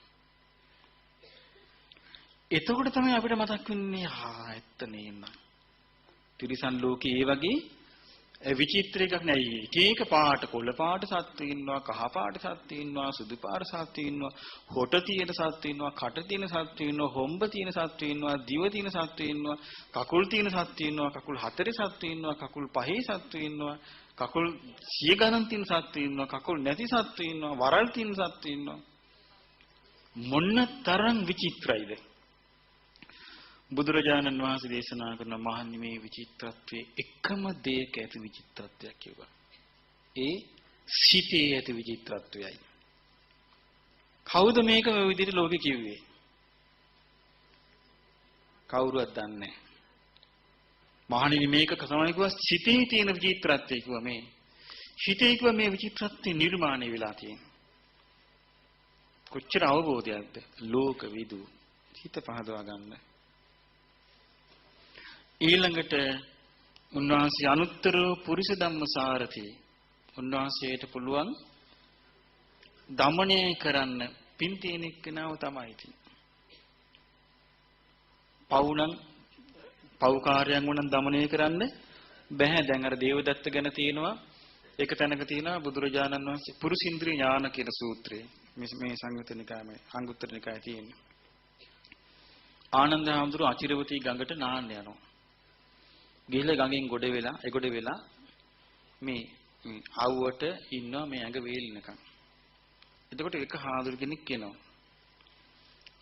එයා ඇවිල්ලා ආනන්ද හාමුදුරන් ගහනවා. දැන් බුදුරජාණන් වහන්සේ ප්‍රකාශයක් කරලා තියෙනවා දේවදත්ත ස්ථිරම නිරේට යනවා කියලා. දේවදත්තෝ බේරගන්න පිළිවෙලක් නැtei කියලා. පිළියම් යොදන්න බැරියයි කියලා. කල්පයක් පැහෙන්න තියෙනවායි කියලා.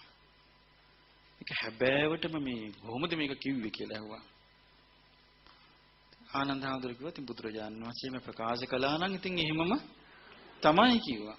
කියලා උන්වහන්සේ ඇවිල්ලා බුදුරජාණන් වහන්සේ ඇවිල්ලා ආනන්ද හාමුදුරුවෝ ඇවිල්ලා බුදුරජාණන් වහන්සේට මේ සිද්ධිය කිව්වා. හරි ලස්සන කියවනක් බුදුරජාණන් වහන්සේගේ මුවින් පිට වෙනවා. ආනන්ද එහෙනම් ඔය භික්ෂුව අලුත මහණෙක් කෙනෙක් වෙන්නේ නැති නේද? වයසක එක්කෙනෙක් නම් මේ බාල අව්‍යක්ත එක්කෙනෙක් වෙන්නේ නැති නේද? ඒකේ බුදුරජාණන් වහන්සේ අඳුනගත්තු නැති එක්කෙනෙක් නේද කියන එකයි ඒකේ තේරුම. ඊට පස්සේ බුදුරජාණන් වහන්සේ වදාලා මම දේවදත්ත ගැන තරම් කවුරු ගැනවත් විමසුවේ නැහැ කිව්ව එච්චර. විමසලා බැලුවා මේ පුද්ගලයාව බේරගන්න මේ අස්ස ලෝමයක අග තැවරෙන මට්ටමේවත් කුසල් බිඳුවක් තියෙනවද කියලා. එච්චරකුත් නැtei කිව්වා. පිරිසිදුව ඉන්න මිනිස්සෙක් ඉන්නවා. උපමාවක් කිව්වා. මේ මිනිස්යාට දකින්න ලැබෙනවා මනුෂ්‍ය ප්‍රමාණයට වඩා වලක පිරී තිබෙන අසූචි ගොඩක අසූචි වලක්. මේ වැසිකිලි වලේ පුද්ගලෙක් වැටලා ඉන්නවා. ඒතර වටේ පිරිසිදු බව කැමති මිනිසෙක් ඉන්නවා. එයා වටේ දුවනවා. මෙයාගේ කිස් ගහක් හරි තියනවද කියලා මේ කක්ක තැවිරිච්ච නැති. ඇදලා ගන්න බලන්න එහෙමවත් නැති කිව්වා. ඒ වගේ එක දශමයක් නැහැ කිව්වා කුසල්. ඊට පස්සේ බුදුරජාණන් වහන්සේ ආනන්ද හාමුදුරන්ට දේශනා කරනවා ආනන්දය තථාගතයන්ගේ පුරුසින්ද්‍රිය ඥාන ගැන දන්නවද? අනේ ස්වාමීනි දන්නේ නැtei කිව්වා. පුරුසින්ද්‍රිය ඥානය කියන්නේ මොකක්ද කියලා. තථාගතයන්ගේ පුරුසින්ද්‍රිය ඥානය නම් අහගන්න කිව්වා. මේ ලෝකේ ඉන්නවා කිව්වා මිනිස්යන් කුසල් අකුසල් දෙකම තියෙනවා. කුසල් අකුසල් දෙකම තියෙනවා. මෙයා මොකද කරන්නේ? කලක් යනකොට මෙයාගේ හිතේ අකුසල් වැඩෙනවා. හැබැයි කුසල මුල් තියෙනවා ඉතුරු වෙලා. කුසල මුල් නැසිලා නැහැ. අකුසල් වැඩුණට මෙයාට කල්යාණ මිත්‍ර සේවනයෙන් යෝනිසෝ මනසිකාරය මේ අකුසල් කියලා හඳුනා ගන්න තරම් අර කුසල ඉදිරිපත් වෙනවා. ඊට පස්සේ කාලක් යනකොට අකුසල් යට ගිහිල්ලා නැති වෙලා කුසල ඉස්මතු වෙන පුද්ගලී ලෝකේ ඉන්නවා කිව්වා. තව මිනිස්යන් ඉන්නවා කුසල අකුසල් දෙකම තියෙනවා. කලක් යනකොට මෙයාගේ අකුසල් යට ගිහිල්ලා කුසල මුල් ලැබිලා දැන් කුසල් ලැබිලා ඉස්සරට වින් කරනවා භාවනා කරනවා දාන ධර්ම දෙනවා ඉතින් නොඑක ආකාරයේ වැඩ කටයුතු කරනවා. හැබැයි මේ ඇතුලේ ඉන්නවා අර අකුසල් මුල් ටික ඇතුලේ වැඩ කරනවා. කලක් යනකොට අර කුසල නැති වෙලා ගිහිල්ලා අකුසල් ටික ඉස්මතු වෙලා ඇවිල්ලා මෙයාව සම්පූර්ණයෙන්ම පිරිහවා දමනවා. ඒමත් ලෝකේ මිනිස්යන් ඉන්නවා කිව්වා. තව මිනිස්යන් ඉන්නවා කුසල අකුසල දෙකම තියෙන. නමුත් කලක් යනකොට මෙයාගේ කුසල් කියලා යම් කොටසක් තිබ්බද අස්ස ලෝමයකින් අග තවරලා ගන්න පුළුවන් ආකාරයටවත් කුසල් බිඳුවක්වත් නැති වෙලා යන මට්ටමට එනවා. සම්පූර්ණයෙන්ම අකුසලින් වැහෙනවා. එහෙමයි ලෝකේ ඉන්නවා කිව්වා. එතකොට මොකෙන්ද මේක කියන්නේ උන්වහන්සේ? පුරුෂින්ද්‍රිය ඥාන. ඊට පස්සේ බුදුරජාණන් වහන්සේගෙන් ඇහුවා ආනන්ද හාමුදුරු ස්වාමීනි භාග්‍යවතුන් වහන්සේ මේ විදිහට තවත් ඉන්නවද කියලා. ඉන්නවයි කිව්වා. කියලා පෙන්වා දුන්න තව ඉන්නවා කුසල අකුසල් තියෙන කෙනෙක් ඉන්නවා. එයා අකුසල් මඩගෙන කුසල් දිනු කරන්න හදනවා. කාලෙකින් ඒ අකුසල් වර්ධනය වෙලා කුසල් අහිමි වෙනවා. ඒතර මේකෙන් පේනවා පුද්ගලයෝ දෙන්නෙක් අවිනිශ්චිතයි. දෙන්නෙකුගෙන් එක්කෙනෙක් අවිනිශ්චිතයි. මොකද යා අකුසල මුල් යට තියෙන එක්කෙනා අවිනිශ්චිතයි. මොකද හේතුව? ඔව් බිම්බලාගෙන විද්දට ලස්සන්ට මිහිරි වචන කිව්වට හොයන්න බෑ. අකුසල මුල කොයි වෙලාව හරි නැගිටලා ඇවිල්ලා එයාගේ කුසල් වනසන්න පුළුවන්. පිරිහෙන ස්වභාවයෙන් කෙනෙක්. තව එක්කෙනෙක් ඉන්නවා නිකන් අකුසල් කර ඉන්නවා. නමුත් එයාගේ ඇතුලේ කුසල මුල් තියෙනවා. අඟුලිමාල එහෙම කෙනෙක්. දෙකන කුසල මුල් තිබුණා. ඒ වගේ අකුසල් තිබිච්ච අය හිටියා අකුසල් තිබුණා. නමුත් කුසල මුල් තිබුණා. කුසල මුල නැති වුණේ නැහැ. ඒ නිසා ඒ අකුසල් සම්පූර්ණයෙන්ම ප්‍රහාණය කරලා කුසල් වර්ධනය කරගන්න පුළුවන් වුණා. සමහර කෙනෙක් ඉන්නවා කුසල් අකුසල් දෙකෙන්ම ඉන්නවා. කලක් යනකොට යම් අකුසල් ඇද්ද අස්ලෝමේක අගතවරින අකුසල මට්ටමින්වත් අකුසල බිඳු මාත්‍රයක් හොයාගන්න බැරි තරමටම අකුසල් ප්‍රහාණය කරනවා. කුසල් වර්ධනය කරනවා. එයා මේ ජීවිතේ පිරිනවම් පානවා. බුදුරජාණන් උන්වහන්සේ අවබෝධ කරගත්තු ආකාරය මේ ලෝක විදු. උන්වහන්සේගේ දැනුම ආශ්චර්යයි. එතකොට අනුත්තර පුරුෂ ධම්ම සාරති උන්වහන්සේ දමණය කරනවා. දවසක් ওই වගේ සිද්ධියක් වුණා. උදේනි නගරයට බුදුරජාණන් වහන්සේ වඩිනවා. ශ්‍රාවක පිරිසත් එක්ක වඩිනකොට රජුගේ නියෝගයක් නිකුත් කළා. සියලුම රටවැසියන් බුදුරජාණන් වහන්සේ පිළිගන්න යන්න ඕනේ. නොගියොත් 1000ක් දඩ. ආනන්ද හාමුදුරන්ගේ යාළුවෙකුත් ගියා. ආනන්ද හාමුදුර දැකලා කතා කළා. කොහොමද? තිසරණි පිටලද ඔයත් ඉන්නේ කියලා. අනේ මට මොන තිසරණිද මට නෑ කිව්වා හිම එකක්. එහෙනම් ආවේ මොකද කියලා ඇහුවා මේ පිළිගන්න. මට දඩ ගෙවන්න බෑ කිව්වා. ඒ මොකද්ද කියලා ඇහුවා. නෑ මේ කලින් දැනුම් දීලා තියෙන අපිට නාවොත් 1000ක් දඩේ කියලා. දඩ ගෙවන්න බැරි කමට අපි මේ ආවේ. ඉතින් ආනන්ද හාමුදුරුවෝ කල්පනා කළා අනේ මෙහෙමත් කරනවානේ රජවරු. අර මේ නම්බෝ ගන්නනේ මේ කරන්නේ අපි මටත් පිටතට මේ පිළිගැනීමේ උත්සාහ වලට. මේ දැන් කාලේ තියෙන වාහන වලින් අරගෙන යන නොමිලි. දැන් කාලේ එහෙම තියෙනවනේ. තියෙනවා බත් පාසලක් දෙනවා. තවත් මොනවද දෙනවා වීදුරුවකට. ඒතර යනවනේ පේන්නේ ඒකට ලොකු සේනාවක් ඉන්නවා වගේ මේ ක්‍රමයට ඔන්න ආනන්ද හාමුදුරුවෝ හරි දුකයි දැන්. ඇයි මෙයාගේ යාළුවෙක්. ඉතින් බුදුරජාණන් වහන්සේට කියා හිටියේ ස්වාමීනි බලන්න මේ රජවරු කරලා තියෙන දේවල් 1000ක් දඩ ගහලානේ මේ මිනිස්සු මේ කැඳවලා තියෙන්නේ. අනේ මගේ යාළුවෙකුත් ඉන්නවා කිසි පැහැදීමක් නැහැ. අනේ භාග්‍යතුන් වහන්සේ මෙයාට ධර්මය අවබෝධ කරන්න පුළුවන් කියලා මම හිතන්නේ. මෙයා පැහැදුනොත් නම් ධර්මය අවබෝධ කරයි. බලමු ඉතින් කියලා කිව්වා. බුදුරජාණන් වහන්සේ කුටියට වැඩියා. ආශ්චර්යයි. මෛත්‍රී සිත දැන් උන්වහන්සේ අහලවත් නැහැ, දැකලවත් නැහැ. ඇහුව විතරයි. මෛත්‍රී සිත පැතිරෙව්වා එයාට. අර වහු අම්මා නැති වෙච්ච, මව් දෙන නැති වෙච්ච වහු පැටියා කිරිබොන්න පිපාසෙන් අඬා කෑ ගහගෙන දුවනවා වගේ මේන සෙනග පිරගෙන තරුණියෙක් දුවනෝ. බුදුරජාණන් වහන්සේ කෝ මගේ ශාස්ත්‍රඥ වහන්සේ කෝ කී දුවනෝ.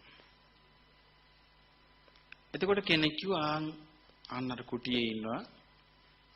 ගිහලා දොරට තට්ටු කරන්න උන්වහන්සේ දොර අරියි කියලා. එක පිම්මේ දුවගෙන ගියා. ගිහලා එකපාරට දොර ඇරියා. බුදුරජාණන් වහන්සේ දොර ඇරියා. දොරට තට්ටු කළාම මෙයා බිම පෙළිලා මාගේ ශාස්ත්‍රඥ වහන්සේ ඔබ වහන්සේ කී වදින්න ගත්තා. හොඳයි ඉතින් වාඩි වෙන්න කියලා බුදුරජාණන් වහන්සේ ධර්ම දේශනා කළා. එතනම සෝතාපට්ටි ඵලයටපත් වුණා. එතකොට බලන්න අනුත්තරෝ පුරිස ධම්මසාරති. හරිම ආශ්චර්යයි. ඒ උන්වහන්සේගේ තොරතුරු අපි දැනගන්න මොකෙන්ද මේ බුදුරජාණන් වහන්සේගේ ධර්මයේ තුලින් දැනගන්නේ. නැත්නම් අපි කොහොමද දන්නේ වුණා? ඉතින් උන්වහන්සේ දෙවි මිනිසුන්ගේ ශාස්ත්‍රඥ වහන්සේ සත්තා දේව මනුස්සානම්. උන්වහන්සේ අදටත් අපේ ශාස්ත්‍රඥ වහන්සේ වෙලා තියෙනවනේ. ඉතින් අපි මතක තියාගන්න ඕනේ අපේ ශාස්ත්‍රඥ වහන්සේ අපි අසුරු කරන්න ඕනේ කොහොමද? මෛත්‍රී චිත්තයෙන්ද වෛරී චිත්තයෙන්ද? මෛත්‍රී චිත්තයෙන් අසුරු කිරීම කියන්නේ මේ ධර්මය අවබෝධ කරගන්න මහන්සි ගැනීම. එතකොට උන්වහන්සේගේ ශාස්ත්‍රත්වය අංග සම්පූර්ණ එකක්. මාර්ගයේ පරිපූර්ණ වූ දෙයක්. ඒක අපිට ආයිමත් අලුතින් කෑලි දාන්න, කෑලි අස් කරන්න, සංස්කරණය කරන්න කිසිම දෙයක් නැහැ. ඉතින් අපිට ඒක ගැන පැහැදිලිව තියෙන්න ඕනේ. බුදුරජාණන් වහන්සේගේ ශාස්ත්‍රත්වය ගැන සත්තා දේව මනුස්සාන. උන්වහන්සේ බුද්ධෝ අවබෝධ කරගත්තු ධර්මය බුද්ධෝසෝ භගවා බෝධාය ධම්මං දේශේති. ඒ භාග්‍යවත් බුදුරජාණන් වහන්සේ බුද්ධ අවබෝධය පිණිස ධම් දේශනා කරනවා. එහෙනම් අන් අයට ඒ ධර්මයේ දේශනා කළේ අන් අයට අවබෝධ කරවා දෙන්නයි. ඊළඟට උන්වහන්සේ සීල ගුණයන්ගෙන් පරිපූර්ණ භාග්‍යවන්තයි. පින්වතුනි ආන්ගේ ශාස්ත්‍රුන් වහන්සේව ගුණේ වශයෙන් හඳුනාගෙන හිත පහදවා ගන්න ඕනේ. ඒ ශාස්ත්‍රුන් වහන්සේගේ ශාසනය තුල අකුසල් ප්‍රහාණය කරන කුසල් වර්ධනය කරගන්න ශ්‍රාවකෙක් වෙන්න ඕන. ආන්ගේ ඒක තමයි පළවෙනි එක. එතන ඉඳලා ඒ ශ්‍රද්ධාවට පැමිණිච්ච මොහොතේ ඉඳලා අපිට ධර්ම මාර්ගය ඊට පස්සේ අතින් දාන්න යන්නේ නැහැ. අතින් දාන්න දෙයක් නැහැ. 아무තු සංස්කරණ කරගන්න දෙයක් නැහැ. කවුරු හරි එක එක්කෙනා එක එක ඒවා කියනෝනේ ධර්මයේ ගැන. එහෙම කියන්න දෙයක් මේකේ ඇති වෙන්නේ නැහැ. බුදුරජාණන් වහන්සේ දේශනා කරපු ධර්මය මේ ලක්ෂණ හයෙන් යුක්තයිනේ. ස්වාක්ඛාත. ඒ කිව්වේ සම්මා සම්බුදුරජාණන් වහන්සේ නමකගේ දේශනා මනාකොට දේශනා කළා තියෙන ඒවා මිස වෙන මොනවාද? මනාකොට දේශනා කළා. දවසක් උත්තර කියන රහතන් වහන්සේ නමක් එක්ක සක්දෙවිඳු ධර්ම සාකච්ඡාවක් කළා. ඒ කියන්නේ සක්දෙවිඳුට උත්තර කියන රහතන් වහන්සේ දවසක් කියලා දුන්නා මේ මිනිස්යන් ස්ත්‍රී වේවා පුරුෂ වේවා ඕනෑම කෙනෙක් ජීවිතය ගැන හිතන්න ඕනි පැති. එකක් තමයි අපේ ජීවිතයේ අනිත්‍ය වූ දෙයක් කියන එක. අනිත් එක මේ ඔක්කොම ගෙවිලා යනවා කියන එක. අනිත් එක තමයි අපිට මේ කර්මයේ තමයි අපිට පිට පිනිස පවතින්නේ කියන එක. දැන් කර්මයේ තමයි දායද කරගන්නේ. ඊළඟ එක තමයි ප්‍රියමනාප යමක් ඇද්දේවන් අපිට වින් වෙන්න වෙනවා කියන එක. මේවා කියන එකට සක්දෙවිඳුට මේක අවබෝධ වුණා. සක්දෙවියෝ අහනවා හරි ලස්සන කතාවක් නෙවෙයි. ඔබ වහන්සේට මේ දැන් ඔය ඔබ වහන්සේගේ නුවණින් හිතලාද ඔය කිව්වේ කියලා ඇහුවා. නෑ කිව්වා නෑ. එහෙම එකක් නෙමෙයි කියලා මේ. සක්‍රදිව්‍යයට කියනවා සක්දිවිඳුනි මේ ලෝකේ යම්තාක් සුභාසිත දෙයක් ඇද්ද? ඒ සියල්ල භාග්‍යවත් බුදුරජාණන් වහන්සේගේ. ඊට පස්සේ මේ උත්තර කින රහතන් වහන්සේ සක්දිව්‍යයන්ට උපමාවක් කියනවා. යම් කිසි ප්‍රදේශයක ලুকু දහන්නේ කන්දක් තියෙනවා. මේ නොමිලේ දෙනවා දැන් මේ මිනිස්සු එක එක්කිනාගේ ගෙනියන්න පුළුවන් ප්‍රමාණයේ භාජන අරන් ගිහිල්ලා දහන්නේ පුරවගෙන ගේනවා. ගේනකොට මිනිස්සු මේක දැකලා අහනවා "ෂා කොහෙන්ද යව කියන්නේ?" එතකොට කියනවා යා "ආන් අතන තියෙනවා දහන්නේ කන්දක්. මං මේ කන්දෙන් තමයි ඒවා ආරගෙන ඉන්නේ." මේ වගේ ලෝකේ යම්තාක් සුභාසිත වූ ධර්මයක්ද සියල්ල බුදුරජාණන් වහන්සේගේය. මේ අදහස අපි තුල තියෙන්න ඕනේ. එතකොට තමයි අපිට නියතමානීව අපේ දෙයක් අපි අවබෝධ කරගෙන ගන්න දෙයක් වගේ හුවා දක්වන්නේ නැතුව ශ්‍රාවකෙක් හැටියට පිළිහිట్లా ඉන්න පුළුවන් වෙන්නේ. එතකොට ඒකට උපකාර වෙනවා ධර්මයේ කෙරෙහි ඇති පැහැදීම, ධර්ම ගෞරවය. ස්වාඛාත මනාකොට දේශනා කළා. මනාකොට දේශනා කළේ කවුද? බුදුරජාණන් වහන්සේ. ඒ ධර්මයේ තියෙන ඊළඟ ලක්ෂණය මොකද්ද? සම්දිට්ඨිකෝ. ඒ කියන්නේ මේ ජීවිතයේදී අවබෝධ කරන දෙයක්. දැන් අපි ගත්තොත් මේ ජීවිතයේදී කෙනෙක් අර පුරුසින්ද්‍රිය ඥාණයෙන් බුදුරජාණන් වහන්සේ බැලුව ආකාරයේ පුද්ගලයෙක් නම් ඔබ. ඒකේ තියෙන උන්වහන්සේ දේශනා කළ මේ ලෝකෙ කෙනෙක් ඉන්නවා කුසල අකුසල දෙකම තියෙනවා. මෙයා යම් කිසි වැඩපිළිවෙලක යෙදීම නිසා එයාගේ යම් අකුසල් නැද්ද සියල්ල අස්ව ලෝමයක අග නොතැවරෙන පරිද්දෙන් ප්‍රහාණය කළා නම් එයා පිරිනිවන් පානවා. එතකොට එයා කොම කරන්නේ කොයි ලෝකෙද? මේ ලෝකෙනේ. එතකොට එයා සෝවාන් වෙන්නේ මේ ලෝකේ. සකදාගාමි වෙන්නේ මේ ලෝකේ. අනාගාමි වෙන්නේ අරහත්ත්වයටපත් වෙන්නේ පිරිනිවන් පාන්නේ මෙහෙදිමයිනේ. ඒක ධර්මයේ සම්දිට්ඨිකනේ. ධර්මයේ සම්දිට්ඨික නැත්තම් කොටසක් කෙලවට ගෙනියන්න ඕනනේ. මෙලෝදීම සියල්ල සාක්ෂාත් කරපුවා එක්කෙනෙක් දීටි ලෝකේ. ලක්ෂ ගණනින් රහතන් වහන්සේලා හිටියානේ. එතකොට ධර්මයේ සම්දිට්ඨිකයි. ඒ ධර්මයේ අකාලිකයි. ඔව් ඒ ධර්මයේ කාලයකට වළංගු නැහැ. දැන් බුදුරජාණන් වහන්සේගේ කාලේ ඉන්න මිනිස්යන්ම තමයි දැනුත් ඉන්නේ. දැන් මිනිස්සු ඔබ හිතන හැටියට මිනිස්සු දැන් බුද්ධිමත් නැද්ද? බුද්ධිමත්. හැබැයි ප්‍රශ්නයක් නම් තියෙනවා. මොකද්ද? මේ කාලේ මිනිස්සුන් ඒ කාලෙට වඩා මෝඩයි. ඒ මොකද මෝඩ? ඒ කාලේ මිනිස්යන්ට යමක් තේරුම් ගැනීමේදී ක්ෂණිකව නුවණ මෙහෙවීමේ කුසලතාවය තිබුණා. මේ කාලෙට ඊට වඩා ඔන මොට්ටල. ඒ පත්තර වලින් පොත් වලින් රූප වලින් තමයි මිනිසුන් අසුරවන්නේ. ඉතින් ඒ නිසා මේ කාලේ මිනිසුන්ට අධර්ම රාගය හරියට මිනිස්සු ඉන්නේ මේ කෙලෙස් අවශ්‍යගත්තු ගමන් කෙලෙස් නාගෙන ඉන්නේ. අධර්ම රාගේ විසම ලෝභය හරියට තියෙනවා. එතකොට අපිට පේනවා එහෙම වෙන්නේ මොකද? එන්නේ මිනිසුන්ගේ ආයුෂ අඩුවීමත් එක්කයි මේ ප්‍රශ්නේ තියෙන්නේ. නමුත් මේ මිනිස්යන් අතර බුදුරජාණන් වහන්සේ දැකපු ලෝකේ තාමත් තියෙනවා. උන්වහන්සේ දැකපු ලෝකේ තමයි මේ නෙළුම් පිපිච්ච පොකුණක් වගේ කියලා. එතකොට ඒ පොකුණේ මෝරපු නෙළුම් පොහොට්ටු තියෙනවා. අහම්බෙන් තියෙනවා. එතකොට එහෙනම් අදත් ඒ අයට මේ ධර්මය අවබෝධ කරන්න පුළුවන්. ඒ නිසා අපිට මේ ඒ අවබෝධ කරන එක්කෙනා මොන වගේද කියලා පිටින් හොයන්න නම් පුළුවන් කියන එක අපිට හිතන්න අමාරුයි. ඒ කියන්නේ සමහර විට පාඩම් හිටින් නැති එක්කෙනෙක් වෙන්න පුළුවන්, රූපේ ලස්සන නැති එක්කෙනෙක් වෙන්න පුළුවන්, දක්ෂ නැති එක්කෙනෙක් වෙන්න පුළුවන්. නමුත් සමහරට යා තමයි අවබෝධ කරන එක්කෙනා. අකාලික ධර්මයේ. ඊළඟට මේ ධර්මයේ තියෙන ලක්ෂණය තමයි ඒහිපස්සික.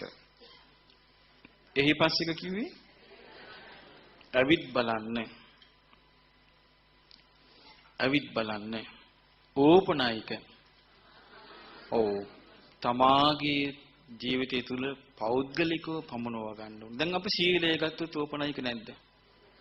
සමාධිය, යෝනිසෝ මනසිකාරය මේ ඔක්කොම Taman තුළට ඇති කරගත්තොත් විතරනේ ප්‍රතිඵල තියෙන්නේ.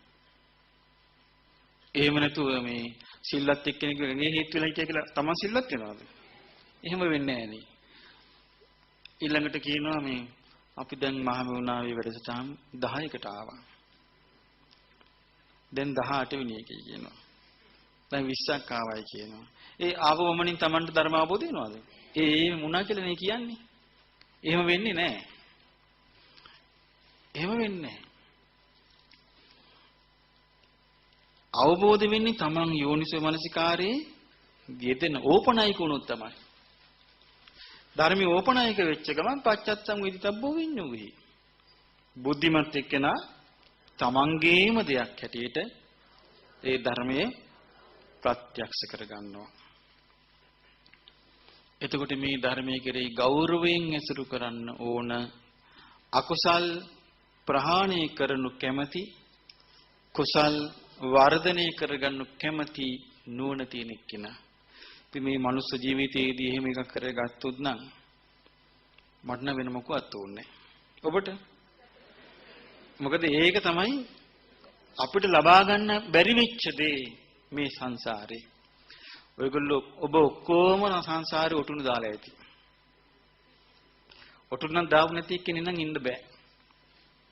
සංසාරේ ඔක්කොටම වල්ගි තිබිච්ච අවස්ථා ඇති. නෑ එහෙම තමයි මේක ආවේ. බඩ ගාගෙන යන්නේ නැති අපි සංසාරේ හරියට. වරල් පිට ඉන්නේ නැති හරියට. නමුත් ඒ වගේම අපි එදා වේල නැතුව හිඟාකක ඉන්නත් ඇති. ඒ නිසා මේ ඔක්කොම පහු කරගෙන ඇවිල්ලා තියෙන නිසා අපිට අමුතුවෙන් ලෞකික ලෝකේ අමුතුවෙන් දෙයක් ලබන්න නැහැ. ලබා ගන්න ඕන නම් ඔන්න ධර්මයේ. අකුසල් දුරු කිරීමත් කුසල් වර්ධනය කරන්නත් තියෙන ධර්මයේ. ඔන්න අල්ල ගන්න තියෙනවා ධර්මයේ. ඊළඟට ආර්ය සංඝයා කෙරෙහි ගෞරවයෙන් වාසය කිරීම. හොඳට මතක තියාගන්න ආර්ය සංඝයා කෙරෙහි ගොඩාක් අයට මතක් වෙන්නේ එච්චර පළල් අර්ථයෙන් නෙවෙයි. දැන් සමහරට හාමුදුරු එක නමක්, දෙනමක්, තුන් නමක්, 129 නමක්, 100ක් නමක් දැකලා පහදිනවා. ඒක නෙමෙයි මේ කියන්නේ. දැන් බුදුරජාන් වහන්සේගේ ධර්මය තුල සුපටිපන්නෝ, උජුපටිපන්නෝ ආදී වශයෙන් විස්තර කරන්නේ සෝවාන්, සකදාගාමි, අනාගාමි, අරහත් කියන මාර්ගඵලලාභී ශ්‍රාවකයන්. මේ ශ්‍රාවකයන්ගේ රහතන් වහන්සේලා කී නමක් මේ බුද්ධ ශාසනයේ පහළ වුණාද කියලා අපිට ගණන් කරන්න පුළුවන්ද? බෑනේ. ඒ සියලු දෙනා ශ්‍රාවක සංඝයා.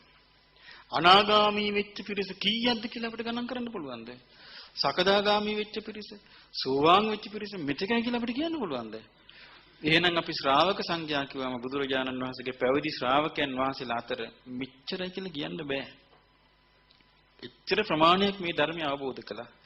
ඒ සියලු ශ්‍රාවක පිරිස තුල තිබුණ හැබැයි එකම ස්වરૂපේ ගති ලක්ෂණ මොනවද? සුපටිපන්න, උජුපටිපන්න, ඥානපටිපන්න, සාමචිපට ඒව වෙනස් වෙන්නේ නැහැ. ඒ නිසා උන්වහන්සේලා කෙරේ ඔන්න හිත පහදවා ගන්නවා යා. එයා තමයි කුසල් වඩන අකුසල් නැසන එක්කෙනා. ඊට පස්සේ බුදුරජාණන් වහන්සේ ශික්ෂාපද පෙන්නනවා. උපසම්පදා ස්වාමීන් වහන්සේලාට පෙන්වා දෙනවා ප්‍රාතිමෝක්ෂ සංවර සීලය. සාමණේර ස්වාමීන් වහන්සේට පෙන්වා දෙනවා දස ශික්ෂාපද. ගිහියන්ට පෙන්වා දෙනවා අට්ඨංග උපෝසත සීලය. ඊළඟට පෙන්වා දෙනවා පංච සීලය. මේ ශික්ෂාපද කෙරෙහි ගෞරවයක් තියෙන්න ඕනේ. අපි කිව්වොත් නෑ ඉතින් මේ කාලේ හැටියට ඉතින් ඔය සිල්පද කඩගන්න මොකද ඉතින් පොඩ්ඩක් කඩනවාම. එහෙම කියන්නේ නැද්ද? දැන් කාලේ සිල්පද කඩන්න නැතුව දියුණු වෙන්න බෑ. එහෙමයි නැද්ද? සීලය ගැන කතා කළොත් දියුණු වෙන්න බෑ. එතකොට අපිට තේරෙනවා මේ බෞද්ධ නාමයෙන් බෞද්ධ වේශයෙන් ඉන්න පිරිසක් ඉන්නවා. ඒ අය විවිධාකාර චිත්‍රමවනවා. මේ ධර්මයට එන්න බැරි වෙන්නේ. ඒගොල්ලෝ කියනවා ලෞකික ජීවිතයේ ගත කරනවා නම් සාර්ථක වෙන්නවා නම් සාර්ථක වෙන්නේ ධර්මයට ආවොත් නෙවෙයි. ධර්මයට නැවිලා හිටියොත් අනිත්‍ය ගැන මෙනෙහි කරන්න ගියොත් සීල්පද රකින්න ගියොත් ලෞකික ජීවිතේ සාර්ථක වෙන්නේ නැහැ. ඔය සීල්පද රකින්න නම් ලෞකික ජීවිතේ අතාරින්න. ඔහොම කතා කරන අය තමයි ඉන්නේ. ඊළඟ එක තමයි සීලය කියන්නේ මොකද්ද කියලා හරියට තේරෙන්නේ නැහැ. ඒ නිසා හොඳට මතක තියාගන්න සිල්පද. දැන් අපි ගත්තොත් පංචශීලයේ හරියට තේරුම් ගන්න ඕනේ. අට්ඨාංග උපෝසත සීලේ දැන් ගිහි ජීවිතය ගත කරන කෙනා සෙන් පවුඩර් පාවිච්චි කරන්නේ නැත්තේ. නැටුම් ගැයුම් ඇවුම් නැත්තේ. උස්සාසන මහාසන නැත්තේ. විකාල භෝජන නැත්තේ. බ්‍රහ්මචාරී වෙන්නේ උපෝසත දවසට. ගිහි ජීවිතය ගත කරන කෙනා අනිත් දවස් වලට එයා පංචශීලයෙන් යුක්තව පංචශීලය ආරක්ෂා කරගෙන සදාචාර සම්පන්න උසස් මනසකින් යබි ප්‍රඥාවන්ත ගිහි කෙනෙක් වගේ ඉන්නවා. එතකොට ඒ කෙනා දැන් බණ භාවනා කරගෙන යනකොට ධර්මයේ හැසිරෙනකොට මේ සමාජයේ කැමති ඊයාව නිකන් අර මේ තටු හලලා දාලා වගේ තියන්න. එහෙම නැද්ද? ඔන්න ලස්සනට ඇඳගෙන ගියොත් ඔයා මේ භාවනාවට සමුට යන්නේ කියන්නේ නේද? මේ ඔන්න බැරි වෙලාවත් යා නියපොතු ටිකක් එහෙම පාට කරලා ඔය තෝයා පාට කරගෙන මගුල් ගේක ගියොත් ඔය අයිදාර අසුභාවනා කරන තැන හිටියන්නේ නේද ඔයත්? ඒ මොකක්ද ඒ කියන්නේ? උඹ ඔය ඉක්මනට හොදපන්. උඹ හිටපන් අර තෙමිච්ච කිකිලි වගේ. ඒ මොකද මේකේ හිතේ තියෙන මොකද්ද? ඊර්ෂ්‍යාව. ඒ ඊර්ෂ්‍යාවට අහු වෙන්න හොඳ නැහැ. මම නම් කියන්නේ පංචශීලය ආරක්ෂා කරන ගමන් ලස්සනට ඉන්න ඕනේ. එයා අවංකව ඉන්න ඕනේ. ඍජුව ඉන්න ඕනේ. ලස්සනට යාගේ වැඩ කරන්න ඕනේ. එතකොට අනිත් එක්කෙනා අහනවා ඔයා ඉස්සරට සතුටින් ඉන්නේ ඇයි? අන්න එතන විතරේ අර්ථය තියෙන්නේ. නැත්තම් මේ නියපොතු පාට කොලා කියලා කොණ්ඩේ කැරලි ගැස්සුවා කියලා අර්ථي නෑ ඒකේ. ලස්සන ඇඳුම් ඇඳලා කියලා බෝඩරේ වැටුණා කියලා ඇඳුමට අර්ථي හිටිනවද ඒකේ? අර්ථي නෑ. අර්ථي තියෙන්නේ සතුටත් එක්කයි. ජීවිතය අවබෝධයත් එක්කයි. ඉතින් එතනට එන්නේ ශික්ෂාපද ආරක්ෂා කිරීමෙන්. ශික්ෂාපද කෙරේ ගෞරවය ඇති කරගන්නවා යා. අනිත් එක හොඳට මතක තියාගන්න. යා සිල්පද කෙරේ ගෞරවය තියෙන එක්කලා සීලේ නිසා තමන් උසස් කරගන්නෙත් නැහැ. අනුන් හෙලා දකින්නෙත් නැහැ. හොඳට මතක තියාගන්න ඕනේ ඒක. තමන් උසස් කරගෙන අනුන් හෙලා දකින්නනම් යා සිල්පදේ ආර්ථය දන්නේ නැහැ. ඒ නිසා ඒක ධර්මයේ සීලේ තියෙන එකට නෙමෙයි. ලකුණු ගන්න නෙමෙයි ලෝකෙන්. තමාගේ ධර්ම මාර්ගයටයි. එතකොට ශික්ෂාපද කෙරේ ගෞරවයෙන් ඉන්න කෙනා අකුසල් ප්‍රහාණය කරනවා, කුසල් වර්ධනය කරනවා. ඊළඟට සමාධිය. දැන් අපි කියමු අපි ඔක්කොටම සමාධියක් නැහැ කියලා. කාටවත් සමාධියක් නැහැ. බුදුරජාන් වහන්සේගේ ධර්මයේ තියෙන සීල, සමාධි, ප්‍රඥා. සම්මා වායාම, සම්මා සති, සම්මා සමාධි කියලා මාර්ගාංග. අපි ඔක්කොටම සමාධිය නැහැ කියලා අපි කිව්වොත් නෑ සමාධියක් ඕනේ නැහැ. හරිද? සම්පූර්ණයෙන් වැරදි. සමාධියක් නැහැ කියලා සමාධියට දැන ගෞරවය නැති වෙන්න ඕනේ නැහැ. සමාධියට ගෞරව කරන්න ඕනේ. සමාධියක් මේ ධර්ම මාර්ගයේ අංගයක් හැටියට තියෙන බවට තමාගේ හිතේ පැහැදීමක් තියෙන්න ඕනේ. එතකොට කෙනෙක් සමාධියක් වඩනවා නම් ඒ සමාධිය වඩන එක්කෙනා කෙරේ යාගේ හිතේ පැහැදීමක් ඇති වෙනවා. එහෙම උනේ නැත්තම් සමාධියක් ඕනේ නැහැ කියන එක්කෙනා මොකද කරන්නේ? සමාධියක් වඩන අයටවත් ඒක වඩන්න දෙන්නේ නැහැ. භාවනා කරගෙන ඉන්නවා නම් එයාට රුස්සන්නේ නැහැ. ඇස් වහගෙන වාඩිලා ඉන්න දකින්නකට රුස්සන් නැති අය ඉන්නවා. එයා හයියෙන් අතු ගන්නවා. ඒක කතා කරනවා. සද්ද ඇහෙන දාගෙන ඉන්න සෙරෙප්පු දෙක. දැන් යන්න ගම මෙයා බලාගෙන යනවා. අරයා දැන් ඇහැරෙනවද? ඇහැරුනේ නැත්තම් ඔව් හයියෙන් කතා කරනවා. ඒකත් එයා ගණන් ගත්තේ නෑ වගේ තීරණොත් ළඟට ගිහිල්ලා හොල්ලනවා. හරි ඇස්සලා සීනි බෝතලෙකෝ. දැන් යාගේ ඉලක්කේ සීනි බෝතලේද? නෑ ඉලක්කේ එයා. ඉලක්කේ මොකද අරයාගේ භාවනාවෙන් එයාව දුරු කරන්න. සීනි බෝතලේ තියෙන තැන එයා දන්නවා. ඒ කියන්නේ මොකද්ද? ඔව් එතකොට අරයාගේ හිතට මහා වේදනා. ධර්මයේ හැසිරෙන කෙනා එහෙම නෙමෙයි. භාවනා කරනවා නම් ඒකට සහයෝගය දෙනවා. නිශ්චප්ත වෙනවා. සද්ද කරන්නේ අනිත් සද්ද කරන්න එපා කියනවා. ඒක තමයි සමාධි ගෞරවයත් එක්ක ඇති වෙන දේවල්. ඒ වගේ සමාධිය කෙරේ ගෞරව දක්වනවා. සමාධිය හෙලා දකින්නේ. එතකොට මේ සමාධි ගෞරවය. ඊළඟට අප්‍රමාදේ. අප්‍රමාදයට මම මුලින් මොකද්ද වචනයක් කිව්වනේ? සිංහලෙන් තේරුවම. අසනීප කැපවීම. අප්‍රමාදයට කිව්වේ කැපවීම. දැන් බලන්න මේ කැපවීම මත තමයි එහෙනම් හොඳට මතක තියාගන්න. ආර්ය ශ්‍රාගික මාර්ගයේ දියුණුව තියෙන්නේ සම්පූර්ණයෙන්ම කැපවීම මත. ඔබටම තේරෙයි දැන් අපි ගත්තොත් ඔබ මේ යම්කිසි ධර්මඥානයක් ලැබුණා නම් කැපවීම මත නෙමෙයිද? ඔබ සීලයක රැඳිලා ඉන්නවා නම් කැපවීම මත නෙමෙයිද? ඒ ඕන තරම් එන්න පුළුවන් මේ සිල්පද වලට අගෞරව ඇති වෙන විදිහේ දේවල් ඕන තරම් වෙන්න පුළුවන්. නමුත් ඔබ ඒවෙන් මග ඇරලා ඉන්නවා නම් කැපවීම මත නේද? ඔබ පොඩ්ඩක් හරි සමාධියක් උපදව ගන්නවා නම් කැපවීම මත නේද? ඔබ අකුසල් ප්‍රහාණය කරනවා නම් කැපවීම මත. කුසල් වඩනවා නම් කැපවීම මත. තව කෙනෙකුට උදව්වක් කරනවා නම් කැපවීම මත. බුදුරජාණන් වහන්සේ මම ওই අප්‍රමාද කියන වචනයක් නියම වර්ථයක් තෝරගන්න බැරුව හිටියේ. නියම වචනේ තමයි කැපවීම. බුදුරජාණන් වහන්සේ දේශනා කළා උන්වහන්සේ වදාළ සමස්ත ධර්මයේම තියෙන්නේ එක වචනයක් මත කිව්වා. කැපවීම. අප්‍රමාදේ මත.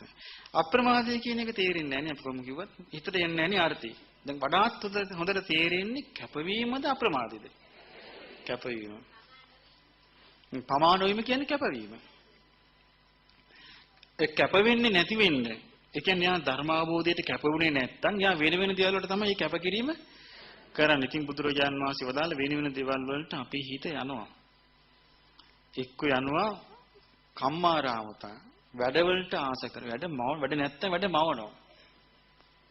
මොකක්වත් වැඩක් නැත්තම් එයා මොනවා හරි වැඩක් මවනවා එක්ක හොයා ගන්නවා. එහෙම නැද්ද? තියෙනවා. එහෙම නැත්තම් ඔන්න වහලේ තීද්ද ගායි. වැඩක් නැත්තම් මේ තීද්ද ටික ගන්න දෙන වහලේ. දැන් මෙයාට වැඩක් ඕනේ. ඒතර වැඩට ඇලුම් කරනවා. ඊට පස්සේ යා කියන කොහෙද මේ මට මුකුත් කරගන්න බෑනේ වැඩ වැඩි. එතකොට යා කැප වෙලා තියෙන වැඩට ධර්මය අවබෝධ කරන්න කැප වෙලා නැහැ. එතකොට ඒක ප්‍රමාදයට කාරණාවක්. ඊළඟට බුදුරජාණන් වහන්සේ දේශනා කරනවා කතාව කයිවාරු ඒකට අහු වුණොත් ඊට පස්සේ යාට මොකද වෙන්නේ? කෑරකි ඒකටම තමයි යෙදෙන්නේ. ඒකටම තමයි යෙදෙන්නේ. යා ඒකම කෑරකි ඉන්නවා. එතනින් එයාට බෑ ගැලවෙන්න බෑ මරුගුරවම නැග්ගා වගේ. ඇයි ඒක නවතිනකම් බහින්න බෑනේ. ඒ වගේ මේක කෑරකි ඉන්නවා කතාවේ. එයාට ඒක අතාරින්න බෑ. ඉතින් සමහර මට කියනවා ඇවිල්ලා අනේ ස්වාමීනි හරි වැඩේ මට ඕක තමයි තියෙන ප්‍රශ්නේ. හරියට මේ කතාවට අහු වුණාට පස්සේ සම්පප්පලාප වලට හරියට අහු වෙනවා කිව්වා. මං කිව්වා ඒකට නම් ඉතින් කරන්න තියෙන එක තමයි සම්පප්පලාප කට්ටිය කියද්දි Taman ඒක නොකිය ඉන්න ඕනේ.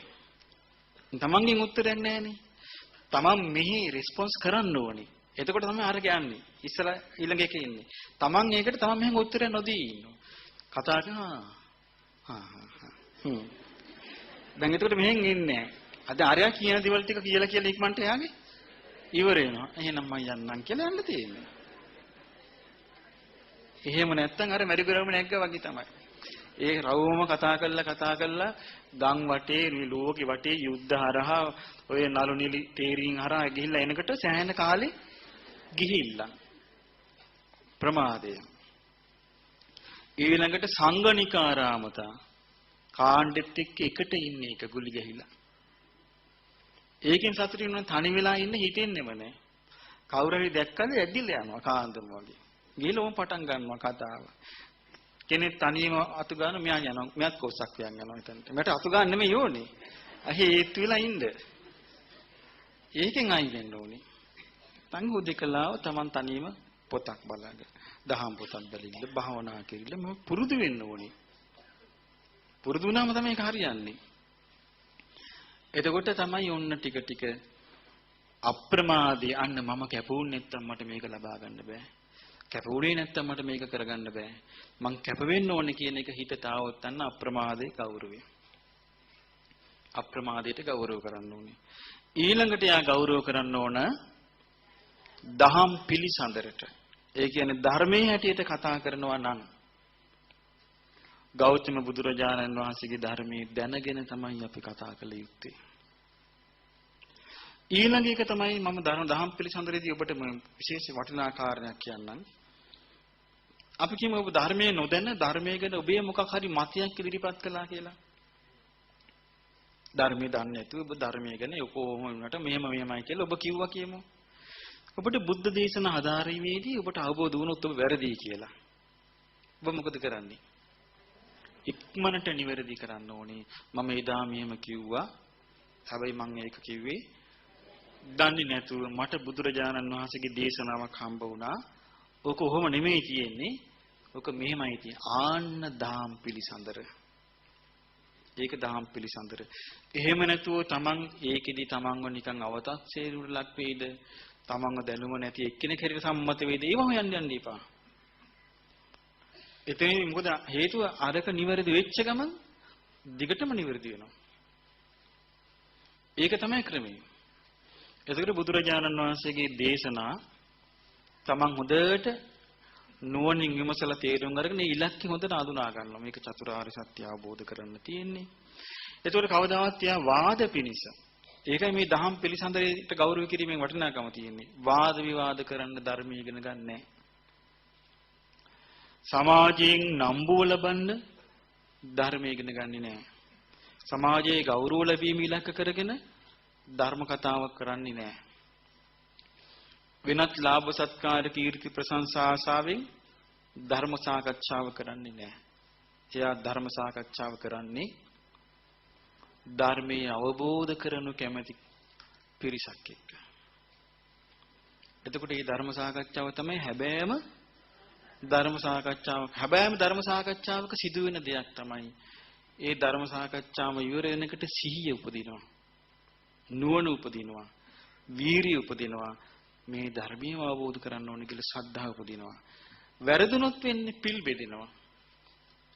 වාද කරනවා. සිත් වේදනා ඇති වෙනවා. හිත අවුල් වෙනවා. හොඳට බලන්න හොයලා. ඒ නිසා නියම ධර්ම සාකච්ඡාව තුළ මේ ධර්ම මාර්ගයට යා වැටෙනවා. ඒක තමයි බුදුරජාණන් වහන්සේගේ ධර්ම සාකච්ඡා දහම් පිළිසඳරින් වෙන්න ඕනේ. එතකොට බලන්න මේ කුසල් වර්ධනය කිරීමටත් අකුසල් දුරු කර ගැනීමටත් මේ කරුණු හත ඉවහල් වෙන්නේ නැද්ද? අනිවාර්යයෙන්ම මේ කරුණු හත තමයි ඉවහල් වෙන්නේ. එතකොට අපි බුදුරජාණන් වහන්සේගේ ශ්‍රාවකයෝ හැටියට අපිටත් අපේ වාසනාවට බුද්ධ ධර්මයේ බුදුරජාණන් වහන්සේ වදාළ ධර්මයේ අපේ සවන් වලට වැදෙද්දී අපේ හිතට පණිවිඩයක් ගියා. මොකද්ද පණිවිඩේ? මේ සසර ගමන නම් අනතුරුදායකයි. සසර ගමන අනතුරුදායක වුණේ කවුරුවක් නිසා නෙමෙයි. තමා තුළ හටගෙන තියෙන අකුසල් නිසා. තමා තුළ හටගෙන තියෙන අකුසල් නිසා, සක්කාය දිට්ඨිය ආදී සංයෝජන නිසා, කෙලෙස් නිසායි මේ අනතුර බිහි වෙලා තියෙන්නේ. එතකොට මේක අපි තේරුම් ගත්තේ නැද්ද බුදුරජාණන් වහන්සේගේ ධර්මයෙන්? තේරුම් ගත්ත මේක නම් අනතුරුදායක සංසාර ගමනක්. එතකොට අපිට අවශ්‍යතාවයක් ඇති වුණා. මොකද්ද? මේකෙන් ඈතර වෙන විදිහේ මාර්ගයකට අපි බැස ගන්න ඕනේ. එතකොට කෙලෙස් නිසා නම් මේ අනතුර තිබෙන්නේ රැකවරණේ තිබෙන්නේ කොහේද? ඒ කෙලෙස් නැති තැන. ඒ කෙලෙස් නැති තැන තමයි රැකවරණේ තියෙන්නේ. එතකොට ඒ කරා යන්න තියෙන මාර්ගය තමයි ආර්ය ශ්‍රාගික මාර්ගය. මේව කරේ අපේ හිත පැහැදුනේ නැද්ද? කෙනෙක් කිව්වොත් මෙහෙම භාවනාව විතරක් කළාම ඇති. වෙන මොකුත් ඕනේ නැහැ කියලා. හරිද වැරදිද? වැරදි. කෙනෙක් කිව්වොත් නෑ ධර්මයේක බුදුරජාණන් වහන්සේ කාලේ ඉතින් ඔය වාඩිලා ඉඳිද්දි බණ ඇහුවේ. අවබෝධ කළ තියෙන නිසා අපිත් එහෙම කරමුකෝ. හරිද වැරදිද?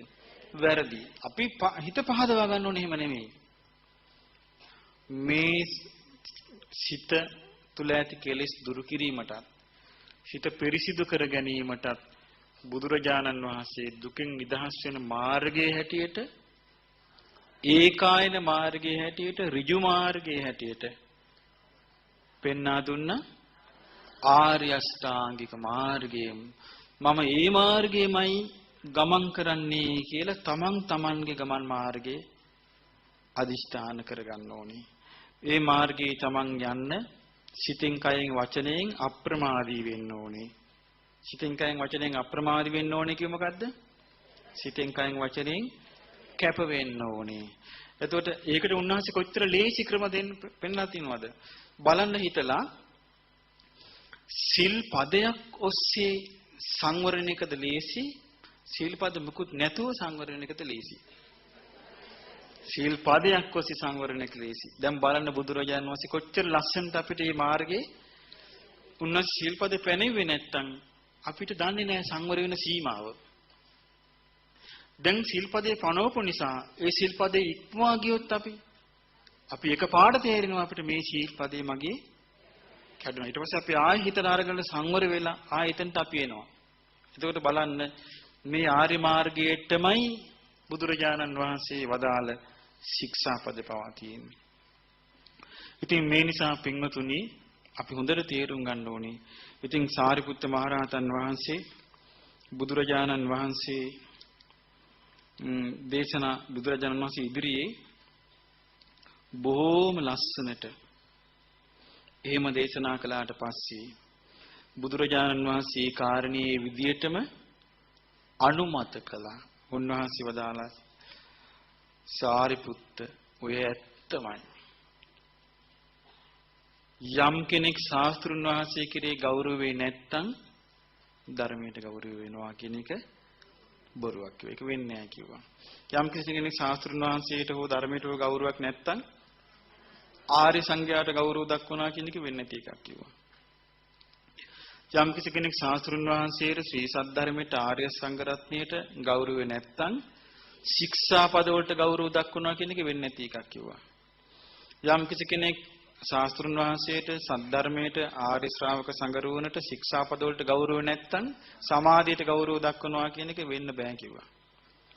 යම් කෙනෙක් ශාස්ත්‍රුන් වහන්සේට ශ්‍රී සද්ධර්මයට ආර්ය ශ්‍රාවක සංගරත්නයට ශික්ෂාපද වලට සමාධියට ගෞරව දක්වන්නේ නැති එක්කෙනා කැප වෙනවා කියන එක වෙන්නේ නැහැ කිව්වා. කොච්චර හරිද? එතකොට යම් කෙනෙක් ශාස්ත්‍රුන් වහන්සේට ගෞරවය නැතුව ධර්මයට ගෞරවය නැතුව ශ්‍රාවක සංඝයාට ගෞරවය නැතුව ශික්ෂාපද වලට ගෞරවය නැතුව සමාධියට ගෞරවය නැතුව කැපවීමකට ගෞරවය නැතුව දහම් පිළිසඳරිය දෙනවා කියන එක වෙන්න බෑ කිව්වා. එතකොට අපිට පේනවා මේ ඔක්කොම ආරම්භ කරන්නේ ගෞතම බුදුරජාණන් වහන්සේව ශාස්ත්‍රුන් වහන්සේ හැටියට ගෞරවයෙන් පිළිගැනීම තුළ. එතන ඉඳලා තමයි සියලුම දියුණුව ආරම්භ වෙන්නේ. එහෙනම් අපිට දැන් හිතන්න කරුණක් තියෙනවා. මෛත්‍රී බුදුරජාන් වහන්සේට හිත ගියේ මක් නිසාද? මේ හතින් තොර වීම නිසා නේද? මෛත්‍රී බුදුරජාන් වහන්සේ ළඟ නම් අපේ හිත පිහිටුවාගෙන ඉන්නේ.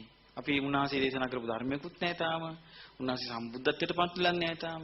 එහෙනම් අපි මේ සියල්ලම අහිමි වෙනව නේද අපිට? එතකොට බලන්න අපේ හිත එතනට යන්න නම් මෙතන අපිට අහිමි වෙන්න ඕනේ.